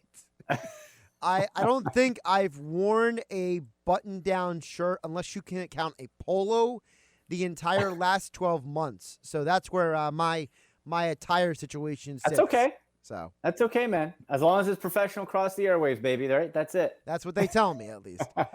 So you wrote a very exhaustive article over at sportsnet.ca breaking down a lot of these moves and their impact. Yep. And it's not just on fantasy football impact. It's on the NFL as a whole impact. Because at the end of the day, a lot of things we talk about with fantasy football also impact the real game on the field. And before we get to any of the other things, I got to start with the Giants because I talked about this a little bit earlier today. I feel like people are so obsessed with the flashy move. They're so obsessed with, oh my goodness, Kenny, Galladay, Adoree Jackson. Well, meanwhile, I'm over here sitting, I'm like, did you see how much money they spent on those guys? I mean, they paying those guys a lot of money, and neither of those guys have been really healthy the last 2 years. So, I mean, yeah, it sounds like a great idea if they're healthy, but what is your perspective on the Giants? Because Kyle Rudolph, another guy who hasn't been able to stay healthy. I mean, listen, those are 3 shiny cars on the cover of the magazine, but there's no guarantee that all 3 of those cars are getting off the lot without breaking down. Well, I harken back to an old Simpsons episode. Those are speed holes, Josh. Those are speed holes in the top, right? It's all part of it. I'm with you. Like David Gettleman, I just feel it's one of those general managers I feel like you can trick if you're a more savvy one. Like he's so old school and just, I don't know. These just seem like moves where Kenny Galladay, do I like Kenny Galladay? Absolutely. When he's healthy, I think the dude's could be one of the best receivers in the game. And maybe the thinking is this. All right, Daniel Jones going into year 3, we're going to have an possibly expensive decision to make. They didn't really give many help last year, right? Saquon Barkley goes down. Who are you throwing the ball to? Sterling Shepard, Darius Slay, okay. Evan Ingram did nothing. And so you bring in Rudolph as a complementary piece, but he's been on the decline for a number of years. This really hinges to me on what can Daniel Jones do with this new opportunity with Kenny Galladay. Because if those two can connect and then everybody else sort of slides down to a more comfortable spot, like if Sterling Shepard's my number 3 wide receiver, I'm fine with that. It's my number 1, not interested. And what can Evan Ingram do who went total bust? I was so mad. I had him as like a fantasy. I was all over him for a fantasy bounce back. I did nothing last year. So this is going to be a fascinating year for the Giants in a division that is really up for grabs. When you think about the division, you mentioned that it's up for grabs. First of all, you mentioned the guy who I think is the reason in your article why I think this division is going to go one direction. Ryan Fitzpatrick may not be a Hall of Famer, but he's certainly better than the combination of the law firm of, Haskins, Kyle Allen, Heineke? Taylor Heineke, and Alex Smith. They had 4 quarterbacks last year. Yeah. They had the worst combined QBR in the entire league last year, and they won the division. I'm not asking Ryan Fitzpatrick to win me a Super Bowl. I'm just asking him to not be the law firm of Heineke, Smith, Allen, and Haskins. Exactly. And we've seen what Ryan Fitzpatrick can do.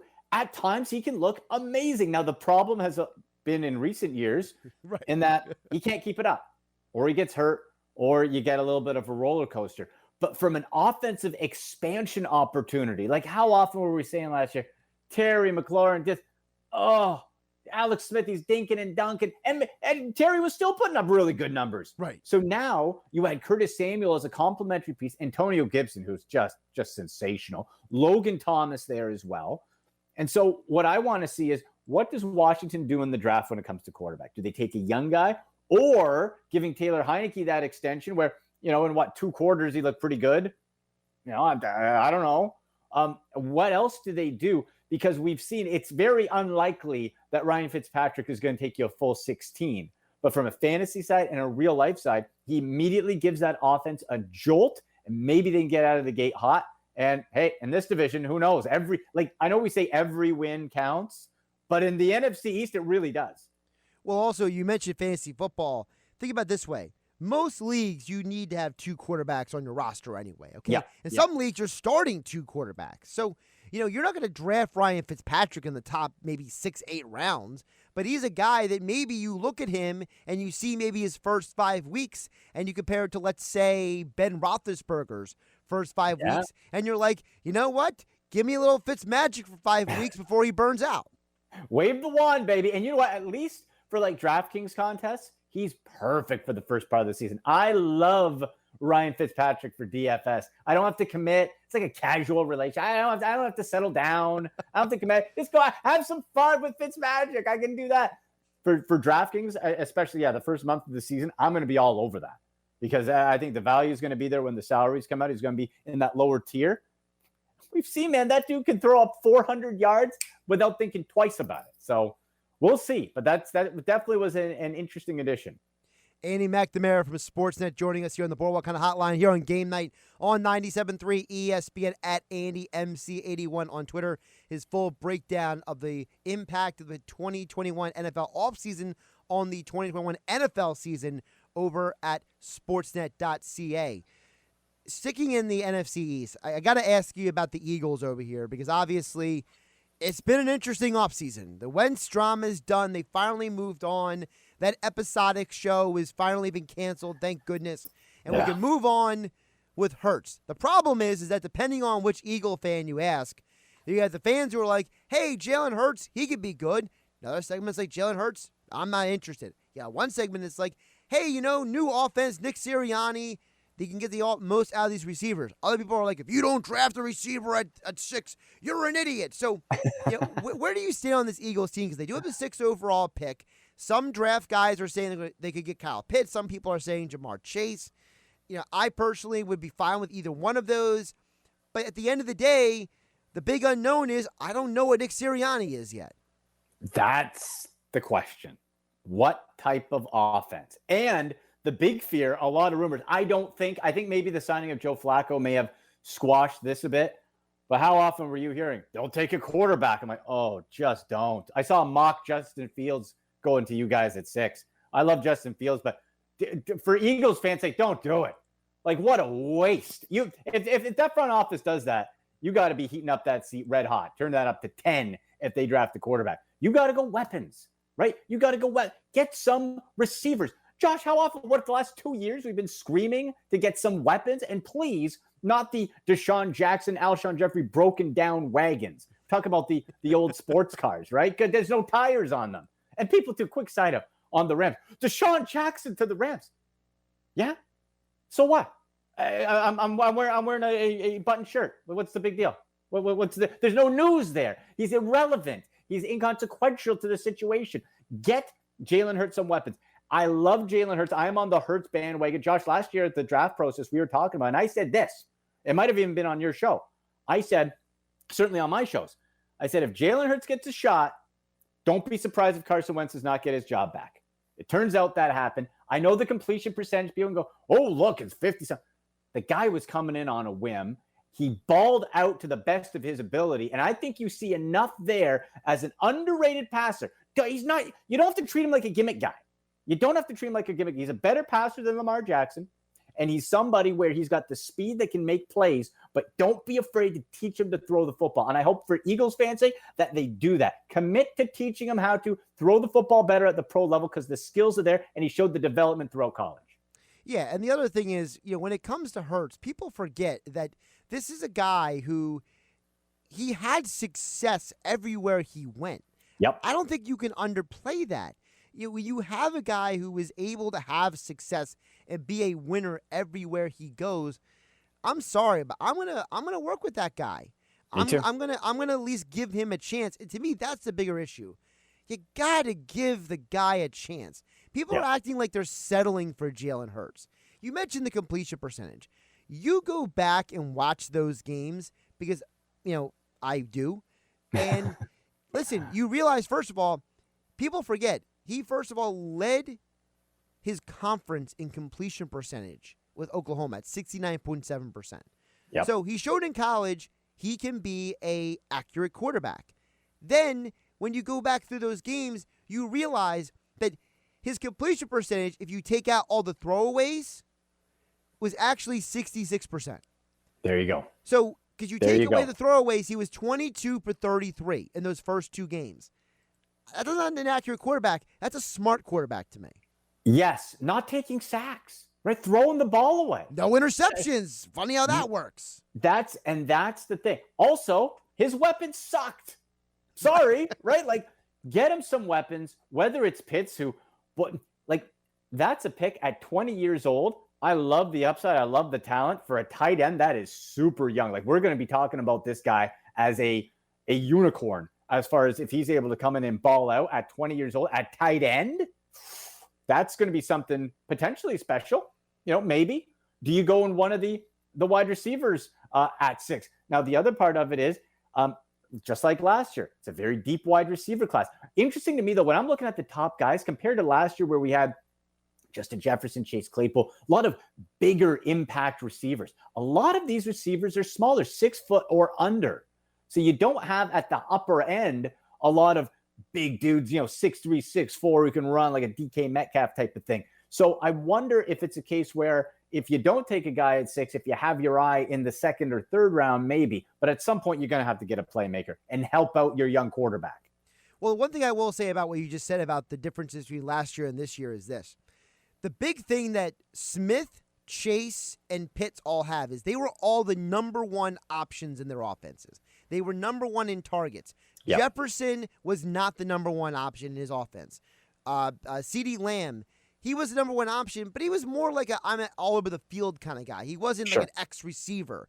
Chase, Jamar Chase is an X receiver. Kyle Pitts could play the X receiver. Devonta Smith is arguably the best route runner in this draft.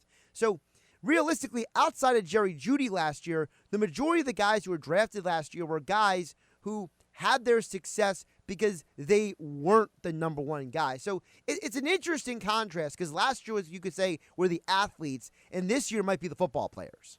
I love that take, Josh. I love that because what does that mean? It means you're facing the other team's best coverage, right? Now, in college football, depending on the conference opponent, sometimes that doesn't mean a whole lot, but you know that the opponent is targeting you. They're focusing on you. And so when you get that to the pro level, it's something where these receivers are going to have already the mindset built in that I can be the guy. And if you go to a situation where you can start as a number 2, maybe a number 3 and work your way up, then you're seeing lesser coverage right away. That's a great point you bring up, that they're at least going to be used to taking the other team's best shot. And we'll see how that translates. So now, of all the things we've seen this offseason so far with the NFL, what is the biggest surprise or thing that stood out to you the most? Whether it's fantasy related, just regular NFL related, is there a move or a lack of a move that has surprised you so far? I would say the New England Patriots signing not 1 but 2 tight ends, like the big dollars. I know the NFL signed the new TV deal, so maybe it won't mean that much. But you signed Jonnu Smith. I saw that. I'm like, that's a smart signing. It's like, Patriots have signed Hunter Henry. I'm like, let me just check. That couldn't have been they got both. So they're trying to right away say Gronk and Hernandez 2.0. The problem is, do you have a quarterback? I don't think so. Like with Cam Newton, Cam Newton, I always felt Cam Newton was an underrated thrower and passer when he was at his best. I didn't think he ever got the credit as being as good a passer that he was. Now, though, we're seeing him. He's pushing the ball. It's into the dirt. He's looking like Phil Rivers, the footwork. Okay, he had all offseason to recover last year. But then he got COVID. Then he got hurt. Okay, can he do it this year? He's getting paid at its base. Don't let the full dollar amount fool you for the contract. It's backup money. So what are the Patriots going to do? Are they taking a Mac Jones? Are they taking a Trey Lance? Does he get that far? Like, what is that going to look like? So I think the biggest surprise was the 2 tight end set because I thought it was super bold, aggressive. And I don't know about you, Josh, but the moves the Patriots are making border on desperation. Yeah, it definitely feels like that Belichick is trying to prove a point right now. Like Belichick is trying to be like, look, don't hold last year against me. I'm going to show you that I am still the football genius. Because the other thing is, I don't know if you ever read Ian O'Connor's book about Belichick, but the book goes into detail about Belichick's football background. And this guy is more than a football lifer. Yeah. The only thing he knows is football. Like, I'm not trying to be mean to the guy, but like from learning football from his father at Annapolis to being on the Indianapolis Colts staff in the 70s, the Parcells staff in the 80s, the Browns with the 90s, the Patriots ever since. This guy only knows football. So this is more than just a guy who is this great coach. Like, people love Don Shula because he was a wonderful human being, too. He's more than just a football guy. Belichick, all he is football. So that's why we joke about Nike being in the seat during the draft, because it was like, where's Belichick? His dog's here, right? So we don't joke about that if he's Don Shula, right? So to me, this offseason with Belichick saying, you want to judge me? Judge me after this upcoming season. Yeah, I'm totally with you. Now, did it have anything to do with Tom Brady he wants to one-up him? I'm sure that's part of it to him, but not the driving force. The guy's an ultimate competitor. I'm sure in some regard, he's like, Tom Brady is not here. He's not on the team like so many others. So what does that mean? Belichick's going to be 69 years old? He's not interested in a rebuild. The Patriots aren't rebuilding. The question becomes quarterback, because the defense, you got some pieces coming back. I think they have filled out some nice spots. Quarterback's the key. And Josh, I don't know why. Maybe it won't happen. But I just keep getting this feeling that some way Jimmy Garoppolo finds his way back. Belichick's boy wanted to trade in Brady for Garoppolo. Is he able to swing that deal? Then San Francisco doesn't have a quarterback. So a lot of pieces going on there. But, man, as that draft approaches, I'm going to keep my ears open. Because if he gets Jimmy G back, that's his guy. And maybe what would be best of all is to have a situation for Belichick where there are no excuses. If he's able to get Garoppolo, get all these pieces, and then for Bill haters, if he falls flat on his face, you can really enjoy it, right? Right. Well, there's also that part of Bill that's like, I'm going to win with Cam Newton. I'm going to prove to you that I can win with it. Because remember when Brady did miss time before, he won with Matt Castle, he won with Jacoby Brissett, he won with Jimmy G. So maybe there is a part of Bill that looks at Cam Newton and says, COVID-19, 2020, let's wipe it all away. Andy, we'll see. You are up there in Toronto, Sportsnet. You're up there on the station. I got to ask you about the Raptors before I let you go, because there's a lot of talk down here. Kyle Lowry, come back to Philadelphia, blah, blah, blah. But what is the mood up there? What is the attitude up there in the Toronto fan base? You're a couple years removed from winning the NBA championship. Kyle Lowry is arguably, one of the 3 or 4 best players in franchise history. And it's like, hey, let's trade him, the whole league. But what does Toronto feel about that? Kyle Lowry is going to be the first Toronto Raptor to have his jersey retired at Scotiabank Arena, without a shadow of a doubt. Greatest Raptor in franchise history, based on tenure, based on performance. And what this team has now is they're on a hell of a slide. They're displaced. It's been a weird year. They're in Florida. We haven't been able to even virtually sort of appreciate it. Oh, they're in Toronto. We can't get to them, but they're there. They're not there. And so the question then becomes, they have let so many pieces walk away for nothing. Kawhi, Serge Ibaka, Marc Gasol. There's a couple others, right, that walked away for nothing. So where are the Raptors at? And we might get an answer as soon as tomorrow with the NBA trade deadline. Because if you feel you want to keep the whole core together, is it Kyle you get rid of? Is it Norm? Is it both? Is it neither? We might get an answer at whether Bobby Webster is going to blow this thing up. And if you do that, what are you going to get back? Because rumors are that they're fielding offers, but it's not the offer they want. So where's that value in Kyle Lowry? If a deal goes through for either player, I bet you it's a 3-team deal. Because, listen, good teams that think they can make a run at a championship aren't giving you a superstar back. Right. So I wonder if it's a 3 deal. But people are sort of, it's a little bit of a reflective mood. We did a show last night. It was just sort of like a little sad. Kind of like you're a family member's leaving. It's just like, you're sort of reflective and like, is this it? Is this the end of We the North?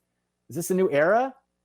So it's a bit of a downer, and the Raptors are really sucking now as well. So that doesn't help. Well, I can tell you from the Philadelphia sports perspective that we had a team that we had the same feeling about in this area, and they took way too long to hit the reset button. That was called the Philadelphia Phillies. And every time a guy left, it was like, oh, no, Jimmy Rollins is leaving. Oh, Chase Utley. And then Ryan Howard was the last man standing of all of them. And you're just like, oof, man, this did not go as we thought. Because remember, there was that window, and they kept trying to extend it and extend it and extend it. So sometimes it's better to rip the Band-Aid off and hit the reset button a little earlier than you should, because you don't want to be the Philadelphia Phillies of 2014 and begging Marlon Byrd to come back to solidify your outfield. Yeah, that's a really good point. And it's a tough business. And we do know Masai Ujiri in that front office, not afraid to make the difficult move, trading DeMar DeRozan, at that time the most beloved Raptor, for Kawhi Leonard.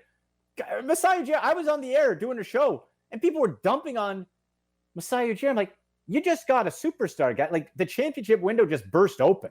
So he's not afraid to make the tough decision and take emotion out of it. So if there's a deal to be made, Kyle Lowry's going to go.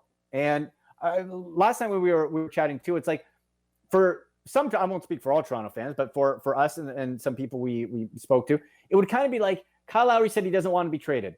He doesn't want to leave. He's not leaving like Chris Boston free agency. So if he does go, it'd be kind of nice for him to be able to go home to Philadelphia and maybe help them do something special. He gave it to us. Why not have him be able to do that? So there's sort of that feeling right now that where it's like, hey, if he's got to go somewhere, go to Philly for the rest of the year and see what happens. Because if the Raptors are out of it, why not have Kyle happy? All right, Andy, before I let you go, tell us the latest with DraftKings that's going on, man. Oh, yeah, man. Oh, boy. Listen, if you're like me, Josh, a bracket busted for March Madness, just snapped, gone, horrible, DraftKings has you settled. That's what I love. You can do the DFS contest for DraftKings for game by game or the classic for the whole slate. But they also, on the DraftKings Sportsbook, they got what's called the second chance bracket. I filled mine out today. So it's sort of like where the teams are at now for the rest of the time. So you can be like, forget that original bracket. I didn't know what I was at. Now I know. So you can do that. And then for fantasy baseball coming up, I got my fantasy baseball rankings articles up on sportsnet.ca and on my social media too, the video versions. They're going to have fantasy baseball every day. So if you love fantasy baseball, but you don't like the season-long commitment, that's where DraftKings is perfect. You can go game by game, take a few days off, come back, do it again. Or if you're like me and you like the season-long commitment, then you just go to you for advice anyway. He's at AndyMC81 on Twitter for all your fantasy sports and NFL coverage. At AndyMC81. He joined us here on Game Night on the Boardwalk on a hotline. Andy, great stuff as always. Good to catch up with you, my friend. Oh, absolutely, Josh. Let's do it again soon. Talk to you later. Josh Hennig here on Game Night on 97.3 ESPN. Of course, we are wrapping up the show coming up the other side. 3-hour tour. We'll wrap it up on the other side right here on 97.3 ESPN FM. Don't forget the 97.3 ESPN mobile app powered by First Bank of Seattle City for all your Phillies, Sixers, Eagles, Flyers coverage. And you can listen to all the Flyers games right there on the 97.3 ESPN mobile app. And don't forget 973ESPN.com. I'm Josh Hennig. One more segment. We'll get to your text, 609-403-0973. Now, more Game Night with Josh Hennig on 97.3 ESPN and the free mobile app. We'll get back to your thoughts and comments at 609-403-0973 in just a bit here as we wrap up the final hour of my time with you. Of course, don't forget my friends over at FanDuel Sportsbook. There's always that one team that ruined your bracket, and that's why this year I'm betting a tournament on FanDuel Sportsbook, America's #1 sportsbook. Because on FanDuel, your first risk-free bet is risk-free. That's right. First bet is risk-free on FanDuel Sportsbook. New users get up to $1,000 in site credit back if your first bet doesn't win. With games every day, FanDuel is easy to use, and your next chance to win is right now. If you sign with my promo code Hennig on FanDuel Sportsbook, you can get a chance to win $1 million. That's right. There's $1 million on the line because FanDuel wants to make you a millionaire. Yes, you. New and existing users get an additional shot at the payout every day you bet the tournament. So, if you want to bet the tournament and you want to win $1 million or even $1,000, you already got FanDuel Sportsbook, just jump on there. You're grandfathered in. But if you're a new user, you got to use my promo code Hennig when you sign up. So if you want to become a millionaire or even a thousandaire, the promo code is Hennig when you sign up with FanDuel Sportsbook. Just download it, use my promo code Hennig to get in on all the action with FanDuel Sportsbook. Must be 21 or to play and present in NJRPA. No purchase necessary. Restrictions apply. For $1 million drawing, risk-free offer for first online real money wager only. Site credit is non-withdrawable and expires in 14 days. Restrictions apply. See sportsbook.fanduel.com for details. Gambling problem? Call 1-800-GAMBLER. All right, see a couple comments in here before we get out of here. I know I promised some of you guys I would get to your thoughts, comments on the text board at 609-403-0973. Texter chimes in, says, they need more consistent shooters. Green, Curry, Korkmaz are all inconsistent. Well, that's the problem, Texter. Unless your name is Steph Curry, not Seth Curry, most shooters are inconsistent at a certain level, right? So that's why you need as many shooters as possible in the NBA at this point, because you need as many guys as possible who you can pass the ball to and hit the shot. Look at Jordan's Bulls. whether it was Steve Kerr, B.J. Armstrong, John Paxson, Tony Kukoc, they were all hitting shots down the stretch. Even Scottie Pippen was hitting shots down the stretch when Jordan passed the ball to them. So you need somebody to pass the ball to. LeBron James, look at all the shooters he's had over the years. Remember Mario Chalmers and Ray Allen with the Miami Heat? You got to have someone to pass the ball to. So the more guys you have, the better. So to me, they need more shooters.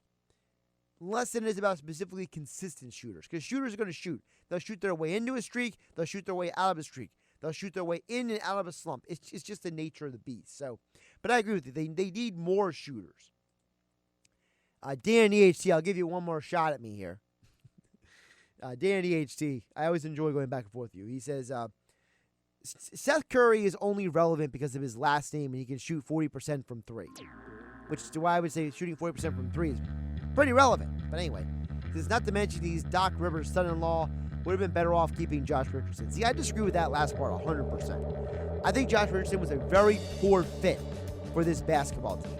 I think Josh Richardson proved in his time here in Philadelphia that he just doesn't fit with Embiid, Simmons, and Harris. I think Seth Curry is actually a better ball handler than Josh Richardson is. I know Richardson was a better defensive player, but Josh Richardson just didn't fit what they needed offensively from him. Seth is going to give you more on the offensive end. Yes, he gives you less defensively, but I need the offensive end to work. I'll let Embiid, Simmons, and Thibault handle the defensive end. All right.